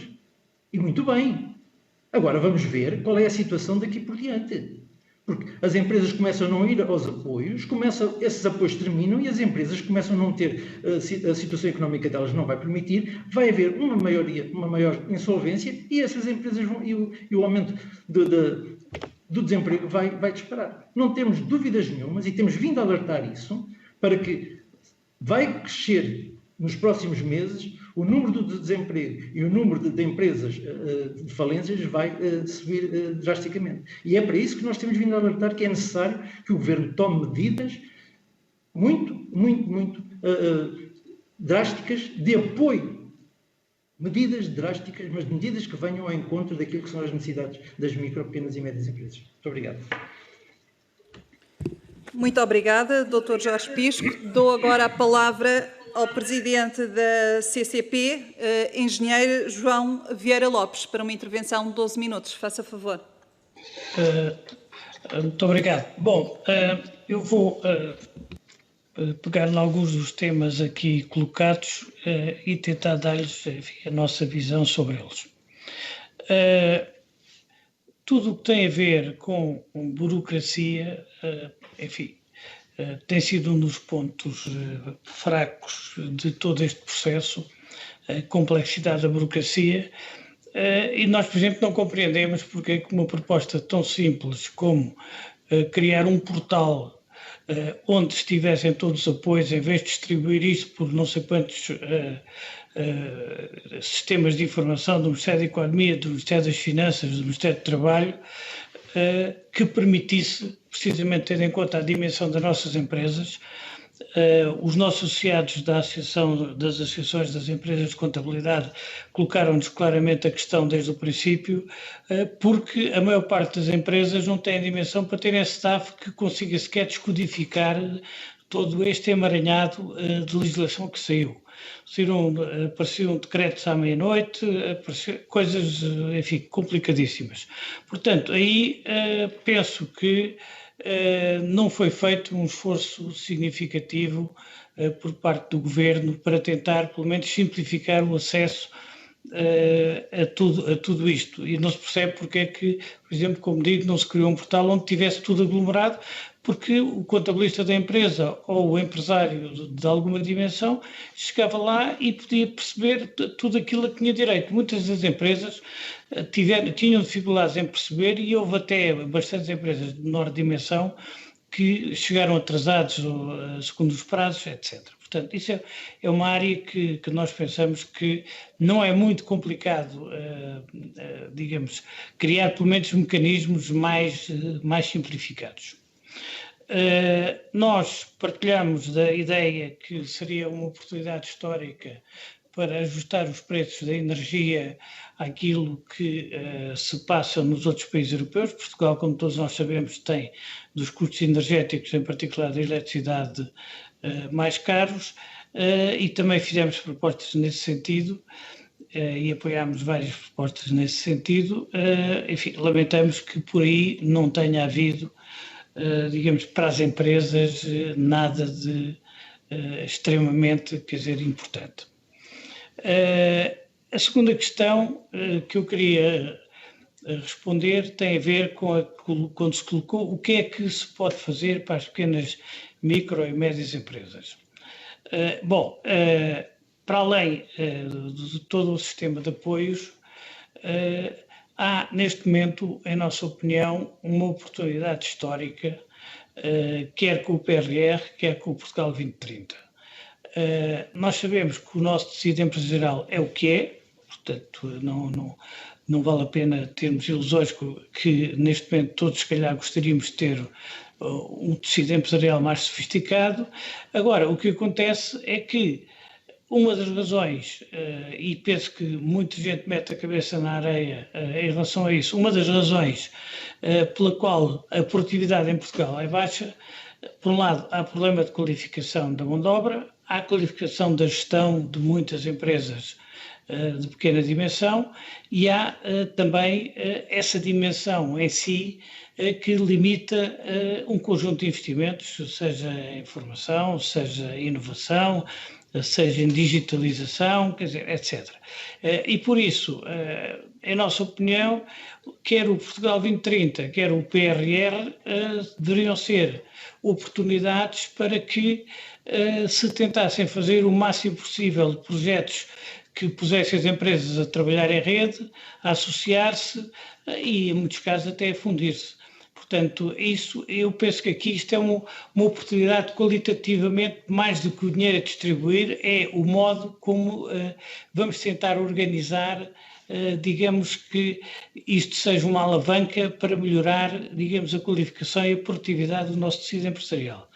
Isso, infelizmente, não vimos no Portugal 2020, não vimos no PRR, e o Portugal 2030 é uma incógnita, porque aí desconhecemos, neste momento, quais são os seus eixos essenciais e como é que se articula com os restantes.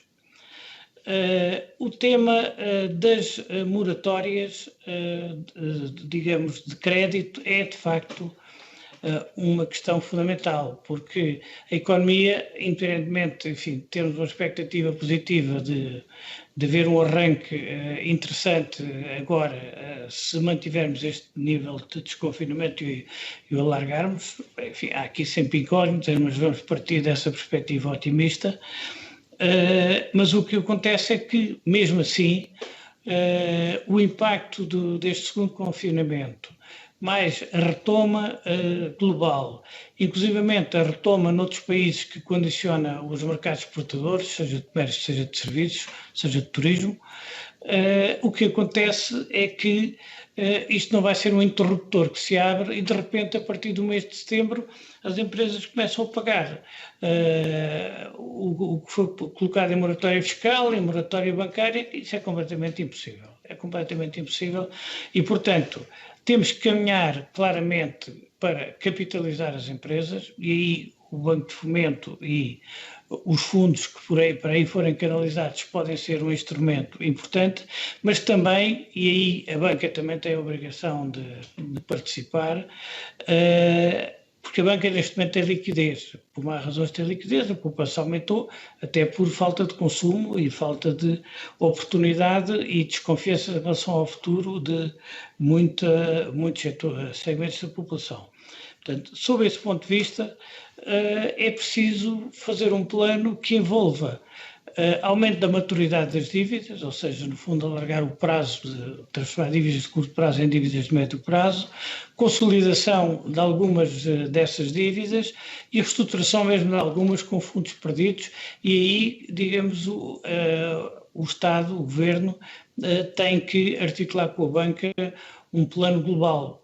E é urgente que isso seja feito porque a situação a partir de setembro pode se tornar dramática e não é no dia 30 de setembro que se vão tomar medidas para dia 1 de outubro. Portanto, isso são questões que nos preocupam. Em relação, portanto, à questão do diálogo com o Governo, ele tem existido, da nossa parte, tem existido, mas temos a sensação de que as articulações entre a economia, as finanças e até às vezes a saúde, em termos das medidas, têm sido complicadas de gerir e, portanto, o que acontece é que não temos razão de queixa em relação ao modo como é feito o diálogo, antes pelo contrário, já consideramos que o tempo que as medidas demoram a ser postas em prática, que tem em nossa opinião, muito a ver com as articulações entre esses ministérios e outros, já consideramos que não tem sido satisfatório. Portanto, não é um problema. Já em relação a um aspecto, nós temos criticado bastante o Governo, e não só nós, até as outras confederações, porque muitos problemas, a legislação sai primeiro e depois leva-se à discussão na concertação social, outras vezes, quer dizer, apresentam-nos, ainda me lembro, uma legislação que nos apresentaram sexta-feira às 7 da noite para, digamos, fazer os comentários até segunda-feira ao meio-dia, ou seja, aqui todo este funcionamento, nós aqui pensamos que não tem sido o mais adequado até à nossa participação como entidades que, no fundo, servimos de interligação entre o Governo e as empresas e estamos a fazer até nesse aspecto um serviço público, porque seria impossível muitas vezes os próprios organismos do Estado chegarem ao nível de malha fina de empresas como nós chegamos. Em relação à questão do teletrabalho, nós achamos que o teletrabalho, de facto, agora teve aqui um impulso brutal. Depois, enfim, quando a crise da pandemia regredir, vai recuar um bocado, mas há hábitos que estão adquiridos, já vai haver situações diferentes e o peso do teletrabalho, que antes da crise era cerca de 3%, durante a crise chegou aos 36%. Nas grandes cidades e 23% em termos de média nacional, que o peso do teletrabalho não vai ser os 3%, se calhar não vai ser os 23%, mas no mínimo vai duplicar ou triplicar. E isso significa que nós temos que olhar para a legislação e aí nós, de facto, não estamos de acordo que se faça legislação a quente neste momento.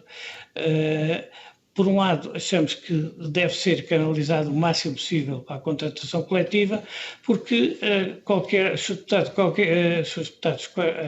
quaisquer pessoas percebem, por exemplo, que há 3 situações diferentes. Uma é fazer um contrato de trabalho de uma pessoa para o teletrabalho. Outro é fazer um contrato de trabalho para uma pessoa numa situação mista, parte de teletrabalho, parte presencial. E outra coisa é o que sucedeu agora conjunturalmente, foi, de repente, alterar, por decisão legal ou não, a situação da pessoa. Isso exige enquadramentos que não são simples e merecem alguma reflexão. A experiência que nós temos, nomeadamente dos contactos com as empresas e associações, o número de incidentes não foi significativo, até porque pronto, as pessoas compreenderam, devido à situação da crise, deve ter havido incidentes, é evidente, aqui há sempre situações, ou da parte dos trabalhadores ou da parte das empresas, que podem não ter corrido bem, não estamos aqui a dizer que não se passou nada, mas achamos que isto merece uma reflexão, digamos, bastante mais profunda. Por outro lado, nós consideramos que uma questão fundamental, nomeadamente quer no PRR, quer no Portugal 2030, é praticamente no Portugal 2020 a situação foi notória. No pouco que se falou do Portugal 2030 é praticamente a omissão de um conjunto de setores ligado ao comércio e aos serviços, que hoje tem um papel fundamental no valor acrescentado, quer dizer, nomeadamente para as exportações, e que não são tidos, em nossa opinião, suficientemente em conta. Os resultados são capazes de não ter a noção, mas, por exemplo, no Portugal 2020 e no quadro comunitário anterior, do dinheiro que foi para as empresas, 4% foi para o comércio e 11% foi para os serviços, apesar do peso que tem na economia. Não é obrigatório, que é evidente que a distribuição dos fundos seja diretamente proporcional ao peso do PIB, mas estes equilíbrios são completamente exagerados em função do valor acrescentado bruto que cada um destes setores cria e, inclusive, do emprego que cada um deles proporciona. Portanto, nós gostaríamos que nesta discussão do PRR, na sua concretização prática no Portugal 2030 e na articulação, todas essas questões fossem tomadas em conta. Eu penso que passei praticamente pelos temas quase todos, exceto do desemprego. Como já foi referido Para terminar? Para terminar, António Saraiva, as empresas fizeram um grande esforço. Neste momento, também já foi referido que a situação é diferente, porque as empresas vão tender, digamos, a ajustar, digamos, os seus quadros pessoal às expectativas de vendas, e por isso vai haver maior número de encerramentos e maior número de reduções de quadro pessoal. Daí mais uma razão para injetar dinheiro no tecido empresarial, uma parte significativa a fundo perdido. Muito obrigada, Engenheiro Vieira Lopes. Damos então por terminada a primeira ronda. Vamos dar início à segunda ronda. Dou a palavra ao Grupo Parlamentar do PSD para uma intervenção de 2 minutos. Faça favor, Senhora Deputada. Obrigada, Senhora Presidente. Eu fiquei com uma dúvida que gostava-me para já agradecer todas as vossas contribuições e o vosso conhecimento, mais uma vez. É difícil, sem conhecimento conseguimos avançar e tomar decisões, mas eu fiquei, na altura das soluções que me pareceu sempre mais elegante, porque não dispensava total qualquer espécie de candidatura, foi aquela o que os Estados Unidos fez, não é? Que Trump começou e que Biden continuou, que é o cheque direto às famílias. Não há nenhuma candidatura, portanto, através do IRS as famílias recebem, a pessoa nem sequer tem que saber que existe o apoio, porque vai receber se estiver dentro daquele parâmetro. E a minha dúvida é, como estavam a pensar nesta questão do simplex e como é que isto podia ser mais simples, como é que isto podia ser para as empresas, de maneira a que fosse absolutamente direto e que não carecesse sequer de candidatura, porque qualquer pessoa naquela circunstância era automaticamente reconhecida. No fundo, como funciona a tarifa social de energia, que também foi uma ideia do Ministro Moreira da Silva na altura, cuja ideia é a pessoa naquelas circunstâncias tem aquele apoio, ponto, e nem sequer tem que saber que ele existe. Se ela ficar naquelas circunstâncias, se ela pertencer àquela atividade, ela tem aquele apoio. E, no fundo, se nos conseguissem ajudar a pensar qual é que poderia ser a melhor maneira de não existirem sequer candidaturas, na vossa visão, portanto, isso era o simplex absoluto, era definir as situações para a pessoa receber diretamente esse apoio, pronto, era uma contribuição que considerava bastante positiva. Outra dúvida também que gostava de imaginar, mas que me ajudassem a imaginar, nesta ideia que também o Dr. Rui Rio já falou bastante, das empresas começarem a ganhar escala, que me parece também bastante interessante, se nesta reinvenção da economia, que alguma reinvenção haverá, portanto a questão do teletrabalho não será só laboral, também será, mas não só, mas a própria economia potencialmente será reinventada, não só nas questões laborais. A questão é como é que nós podemos eventualmente estimular, qual é que é o melhor caminho para estimular esse encontro de pequenas empresas para ganharem alguma escala. Se vocês também conseguem, na vossa visão, ver qual é que é o melhor caminho para irmos por aí. Obrigada. E agradeço mais uma vez todas as vossas intervenções. Muito obrigada, Senhora Deputada. Não havendo mais inscrições para esta segunda ronda, peço desculpa, portanto, de acordo com a informação que foi dada à mesa, não havia mais inscrições, mas o lapso, pelos vistos, é da mesa. E então dou a palavra ao Grupo Parlamentar do PS. O Senhor Deputado Carlos Pereira, faça favor. Muito obrigado, Sra. Presidente. São algumas notas que me parecem muito relevantes. Aliás, eu gostaria de dizer que esta sessão mereceria um debate ainda mais aprofundado, tendo em conta um conjunto de questões que exigem uma reflexão maior e talvez até uma análise mais profunda do que aquilo que, infelizmente, pelos tempos que temos, fizemos aqui. De qualquer maneira, há aqui algumas questões que eu gostaria de sublinhar. Parece evidente que o Governo, o Grupo Parlamentar do Partido Socialista, tem consciência que, enfim, nós não gostaríamos que, tendo em conta a situação que vivemos, que se retirassem de imediato todos os apoios que estão hoje instalados na economia. Eles devem se manter e qualquer saída, digamos assim, do que diz respeito aos apoios, eles devem ser graduais, tendo em conta aquilo que é as circunstâncias do mercado. Isso parece-me óbvio e não me parece que o Governo tenha outra ideia. Outra questão que eu gostaria de referir, e não sei se fui mal interpretado sobre isso, é óbvio que eu tenho perfeita consciência, eu aliás conheço bem o tecido empresarial português, tenho perfeita consciência que os valores do desemprego têm a ver naturalmente com os modelos de ajudas que foram encontrados, e não foi apenas em Portugal, foi na Europa, e isso permitiu naturalmente estancar o desemprego que noutras crises teve proporções alarmantes, mas também sabemos que isso deve-se muito à resiliência que as empresas portuguesas têm e diga-se a bom da verdade, também ao esforço que as associações empresariais e as confederações têm feito de dedicação, conforme demonstraram nesta audição, para encontrar as soluções. E, portanto, parece muito relevante que isso seja sublinhado hoje e não posso deixar de passar esta questão. Uma questão que queria deixar tem a ver com o Banco de Fomento. Nós consideramos que o Banco de Fomento é uma peça essencial na capitalização das empresas. Se nós tínhamos consciência que a outra crise deixou o setor privado português completamente descapitalizado, e temos que ter hoje consciência que ainda não recuperamos essa descapitalização que ocorreu nesses anos, precisamos de facto de um instrumento robusto que venha ao encontro dessa solução. O Banco de Fomento houve um aumento de capital agora recentemente para poder ter instrumentos para essa matéria.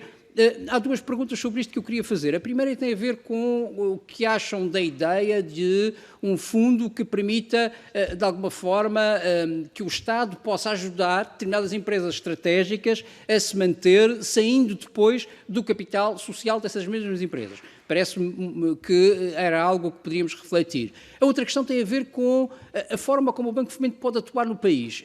Não tenho ideia do ponto de vista daquilo que o Governo quer fazer, mas há aqui uma nota que me parece muito importante, que é o Banco de Fomento está situado no Porto. Como é que acham que deve ser a sua atuação do ponto de vista de assegurar chegar a todos os lados do país, que me parece muito relevante para poder, de alguma forma, dar uma resposta cabal àquilo que são as preocupações das empresas. Termino, eu sei que já estou atrasado, mas termino falando de uma coisa que é muito importante e que foi aqui falado por quase todos os partidos e também pelos diferentes intervenientes, que tem a ver com a questão da burocracia. Nós temos consciência das dificuldades do ponto de vista da burocracia, mas também penso que todos têm consciência que a burocracia que estamos sujeitos, no que diz respeito aos apoios que estão disponíveis, muitas delas têm origem não naquilo que é diplomas da cabeça, permitam-me dizer assim, dos governos, não apenas do governo do Partido Socialista, dos governos, mas imposições do quadro da União Europeia, nomeadamente no que diz respeito aos fundos europeus. E essa complexidade tem vindo a aumentar, e tem vindo a aumentar precisamente para garantir que há mais transparência e mais escrutínio. Eu acho que esta reflexão deve ser feita. Eu acho que o país precisa, de facto, fazer uma reflexão profunda, como encontrar um sistema, um ecossistema, que garanta que nós conseguimos entregar apoios mais facilmente, sem colocar em causa as questões da transparência e do escrutínio. É um debate muito difícil, mas é um debate que tem que ser feito. Aliás, esse debate começou a ser feito com a alteração, eu termino já, Sr. Presidente, com a alteração da contratação pública, do Código de Contratação Pública. Um debate complexo, muito complexo, que envolve toda a gente, mas com pouco tempo. Eu acho que temos que voltar a ele para conseguir termos soluções melhores. Muito obrigado. Muito obrigada, Sr. Deputado. Dou agora a palavra para uma intervenção final. Dou a palavra ao Sr. Presidente da CIP, Dr. António Saraiva, para uma intervenção final de 6 minutos. Faça favor. Muito obrigado, Sra. Presidente. Em relação à questão que a Sra. Deputada Filipe Roseta colocou, que se os apoios diretos e indiscriminados, digamos, deveriam existir à semelhança do que os Estados Unidos estão a fazer. Obviamente que a economia dos Estados Unidos e a sua legislação e a sua prática, digamos, do dia-a-dia, a cultura americana é substancialmente diferente da europeia. Nós temos, como sabemos, outras regras, não podemos decalcar as boas práticas que se fazem noutros países, mas uma coisa nós poderíamos fazer era ter confiança nos contribuintes, sejam eles famílias, sejam eles empresas, e com essa confiança, nesse quadro de confiança, termos outras ações. Aquilo que nós criticámos, e provavelmente haveria muita melhoria se esta tipologia de ajudas removesse estes obstáculos a que, na minha intervenção inicial, chamei Simplex Covid, e sinalizámos, e dou exemplos, Sra. Deputada, o tempo demasiado longo e imprevisível para abrir avisos. Durante 2020, algumas tipologias atingiram 19 meses sem abertura de avisos. Tempo interminável para saírem os resultados das candidaturas. Alguns resultados demoraram mais de 18 meses a saírem e muitas vezes 9 a 12 meses. Quando saem os resultados, somando o tempo das empresas, isto obviamente desaconselha, desincentiva.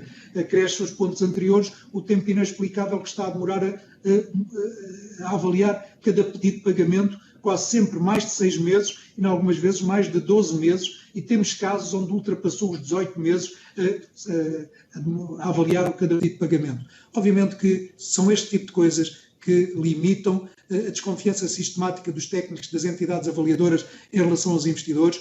Por isso, mais do que ceder rapidamente num quadro de confiança que devia existir entre o Estado e os cidadãos, sejam famílias, sejam empresas, nas duas áreas que quero dizer, era remover estas burocracias e sim agilizaria e provocaria uma outra reação se fôssemos mais expeditos do que lamentavelmente temos sido.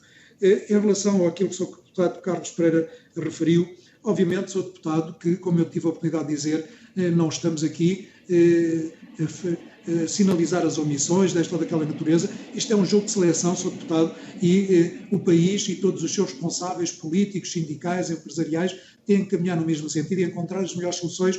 Eu apenas me permiti referir, porque Sr. Deputado, na sua intervenção, sinalizou os apoios do Governo e, por omissão, obviamente só por omissão, esqueceu-se de referir a resiliência, o que agora fez das empresas e, independentemente do que possamos, da forma como vemos a situação, sei que estamos todos, sem exceção, a tentar fazer o melhor, independentemente de alguns excessos reivindicativos que, por vezes, ocorrem de uma ou de outra situação.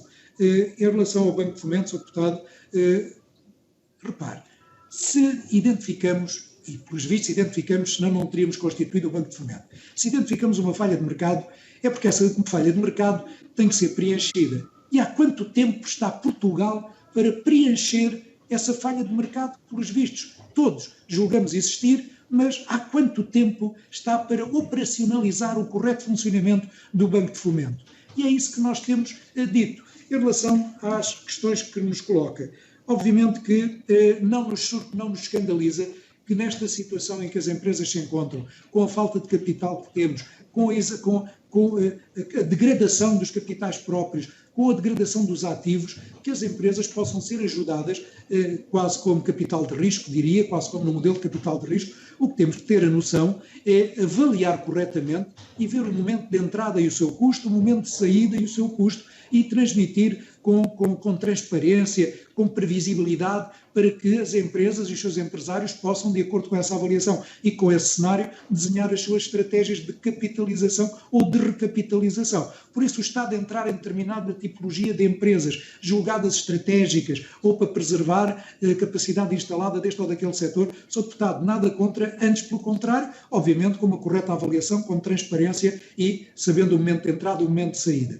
Da mesma maneira como temos que converter garantias em empréstimos e da mesma maneira como temos que transformar empréstimos em capital nas situações em que isso se verificar consentâneo, em que se verificar desejável e possível. E da mesma maneira como temos que ceder capital por empréstimos com determinadas maturidades a empresas julgadas estratégicas. Porque Portugal, neste quadro cada vez mais global, mais competitivo, e diria perversamente competitivo, em que a economia global nos coloca, com regiões do globo, com situações diferentes, e não vamos nós, à Ásia, impor as condições que temos na Europa, por isso é que refiro que a competitividade tem efeitos perversos, mas termos uma noção de que a União Europeia se quer, e bem, reindustrializar-se, se quer perder dependências estratégicas que tem de cadeias globais de abastecimento, muito centradas na Ásia, algumas delas, temos que gerir e gizar planos, estratégias de desenvolvimento que nos libertem dessas dependências. Isso exige estratégia, exige pensamento da União, mas pensamento de cada Estado-membro nesse objetivo. E, obviamente, temos que ter, para investimento é necessário capital, o capital é próprio, o capital alheio, pelas novas regras de supervisão e de regulação, está com as limitações que conhecemos, o capital nacional é, lamentavelmente, pequeno, e por isso a questão da falta nas privatizações de capital nacional para recorrer a essas mesmas privatizações, mas, Sr. Deputado, estamos todos no mesmo barco, todos temos que encontrar as melhores soluções e, sim, não me escandaliza essas metodologias, têm que ser transparentes, bem conhecidas, para que as empresas possam subscrever e aderir a essa ideia. Muito obrigado.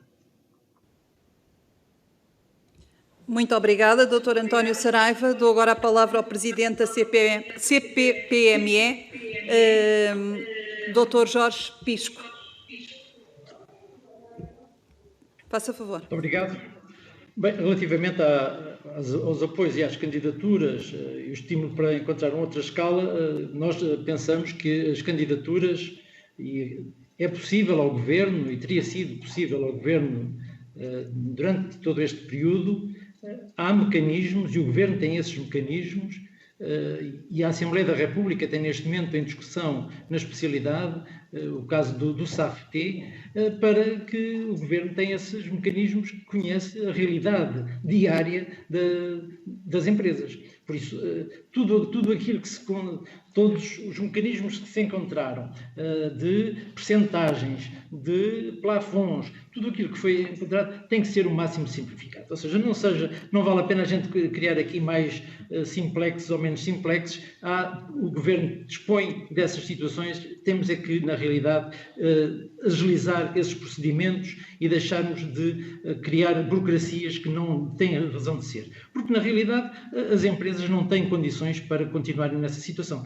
E eu temo, Sr. Deputado do Partido Socialista, que diz que os apoios devem manter-se. Nós também somos defensores que os apoios se devem manter. Mas esses apoios têm que ser reforçados. Porque aquilo que nós não ouvimos até agora foi de que vamos desconfinar, vamos retomar a atividade económica, mas ainda não ouvimos da parte do Governo como é que esses apoios se vão manter. Porque, na realidade, as empresas estão descapitalizadas, as empresas estiveram meses e meses fechadas, há setores da atividade económica nacional que há um ano estão sem trabalhar, não é? E isso é preciso termos em conta como é que estas empresas e este setor empresarial vão retomar essa atividade. Por isso, nós sempre defendemos e temos propostas muito concretas de apoio a fundo perdido para a tesouraria e capitalização das empresas. Pensamos que é necessário haver apoio à criação e manutenção do emprego. É por este caminho que o Governo tem que avançar.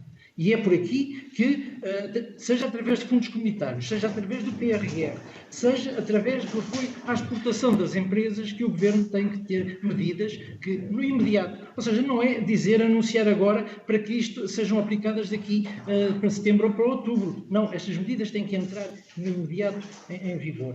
Depois, fala-se no Banco de Fomento. É verdade, nós já ouvimos falar do Banco de Fomento há muitos meses. Nós já discutimos isto com o Sr. Secretário de Estado da Economia, mas do papel à prática não se percebe o que é que isto vai ser. Está sempre dependente da União Europeia, como é que vão ser as medidas, como é que vai ser tudo isto. A situação para nós tem que ser agilizar e deixarmos destas burocracias todas também da União Europeia, porque também em relação à questão dos fundos europeus é necessário fazer uma reflexão, é verdade, mas essa reflexão terá que ser feita de acordo com a realidade nacional. Nós temos que falar e temos que ter em conta aquilo que é a nossa realidade, a realidade do tecido empresarial português, a realidade da economia nacional, e é a partir daí que nós temos que trabalhar. Não basta a gente importar aquilo que é a situação da Alemanha, da França, da Inglaterra, não. É por isso é que depois nós, em termos dos apoios, sabemos que estamos dos 28, estamos em 26º ou 25º dos países com menos apoios em termos das empresas. Daí que eu, para terminar, Srs. Deputados e restantes colegas do painel, gostaria de deixar aqui uma palavra e realçar o papel fundamental que os empresários tiveram ao longo deste ano. Fala-se muito em resiliência e todos nós temos ouvido falar da parte do Governo da resiliência e da resiliência. Não, os empresários tiveram um papel fundamental ao longo deste ano na defesa das suas empresas, na defesa dos postos de trabalho, e é preciso que o Governo olhe para estes empresários, olhe para o tecido empresarial português com um contributo para o desenvolvimento da economia nacional. E uma palavra de esperança, uma palavra uma palavra de ordem que nós temos na Confederação, porque juntos somos mais fortes, é esta a palavra que nós queremos deixar, porque consideramos que é fundamental para o desenvolvimento económico nacional. Uma vez mais, muito obrigado à Comissão pelo convite que fizeram. Muito obrigado, boa tarde. Muito obrigada, Dr. Jorge Pisco. Dou agora a palavra ao Presidente da CCP, Engenheiro Vieira Lopes. Faça favor.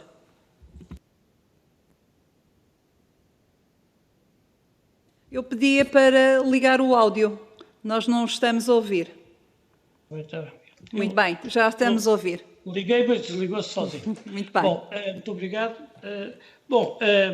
Respondendo aqui rapidamente às questões colocadas. Em relação, enfim, aos cheques às empresas, como já foi referido, o nosso tecido empresarial é o que é, e a cultura empresarial é a que é. Cheques diretos às empresas parece-me muito complicado. Digamos, incentivos a fundo perdido, que, enfim, na linha que o Governo tem feito, mas de uma forma mais generalizada, mais aberta e com maior volume, isso aí parecem-me claramente necessidades. A Sra. Deputada do PSD colocou a questão da escala das empresas. Sra. Deputada, isto é um problema estrutural que tem que ser resolvido, porque se não for resolvido, a produtividade de Portugal continua em baixa. Aliás, a produtividade portuguesa neste momento, em termos da produtividade média na Europa, é mais baixa do que quando Portugal aderiu à Comunidade Europeia na altura. E por isso é que nós achamos que nós não somos adeptos, naturalmente, de uma planificação económica exaustiva do Estado, mas achamos que o Governo tem a obrigação de incentivar as medidas que estrategicamente são importantes. E, portanto, nesse sentido, uma das áreas que nós pensamos que é fundamental, e já discutimos isto com vários governos, infelizmente, é que os fundos europeus, uma parte significativa, seja canalizado para projetos que obriguem, passo o termo, as empresas a trabalhar em rede, associar-se ou fundir-se para concorrer a esses projetos. É um incentivo externo, não estamos a dizer que seja só, os fundos só sejam distribuídos dessa maneira, mas há uma faixa significativa que tem que ser distribuída dessa maneira, porque só nesse sentido é que muitas empresas E até já houve experiências com a exportação do calçado e outras, quer dizer, muitas empresas perceberam essa necessidade. E, portanto, aí o Governo tem que ter um papel ativo. Infelizmente, e aqui não há inocentes, infelizmente, muitas vezes é mais fácil politicamente distribuir fatias de dinheiro por toda a gente, fica toda a gente satisfeito, até para ficar com boa imagem, enquanto que estas medidas são mais concretas, são mais eficazes e são mais duras e contribuem para uma alteração qualitativa. Isso é uma tese que nós defendemos há muitos anos. Portanto, em relação à capitalização, para além daquilo que o meu colega da CIP apontou, eu gostaria de referir que o problema da capitalização, que o Sr. Deputado Carlos Pereira colocou, infelizmente é um problema estrutural da economia portuguesa. Mas há aqui uma questão em que também todos os governos e todos os partidos que por lá passaram têm responsabilidade e que vão ter que correr alguma vez na vida um certo risco, como os belgas correram aqui há uns anos. Enquanto em Portugal for mais vantajoso fiscalmente pedir dinheiro emprestado à banca do que colocar dinheiro próprio, seja capital, seja suprimentos, nós não resolvemos o problema da capitalização das empresas. E mesmo assim isso vai durar anos. Portanto, independentemente destas medidas conjunturais que nós vamos ter que fazer neste momento para responder ao agravamento da situação durante a crise, Srs. Deputados, isto é uma questão estrutural que, aliás, nós em todos os orçamentos de Estado discutimos. Nos últimos anos foram feitas e tomadas algumas medidas, mas são claramente insuficientes, porque continua a ser fiscalmente mais favorável ter juros, ter amortizações de empréstimos, etc., do que meter lá dinheiro. E isso cria até uma estrutura mental empresarial errada, que infelizmente prevalece em muitas das empresas portuguesas, especialmente as pequenas e médias de dimensão. Portanto, eram estes dois pontos que me parecem fulcrais, que eu chamava a atenção dos seus deputados para refletirem, porque isto, digamos, tem a ver com enquadramentos políticos muito concretos e gerais. Portanto, muito obrigado. Muito obrigada. Eu não sei se ia dizer alguma coisa. Não. Muito bem. Então, tenho muito a dizer, mas acho que já chega. Muito bem. Então, damos por terminada a presente audição. Em nome da Comissão Eventual, agradeço ao Dr. António Saraiva, ao Dr. Jorge Pisco e ao Engenheiro Vieira Lopes a vossa disponibilidade e participação. Agradecer também todos os contributos e informações que nos trouxeram aqui esta tarde, que são muito importantes para o trabalho que temos vindo a desenvolver no âmbito desta Comissão. Agradecer também às senhoras e aos senhores deputados que participaram na presente audição e aqueles que nos estão a acompanhar. E uma nota informativa aos senhores deputados: a nossa reunião que tínhamos agendada para as 18h30 fica adiada para outro dia a agendar, portanto, oportunamente. E desejar a todos a continuação de uma boa tarde. Muito obrigado,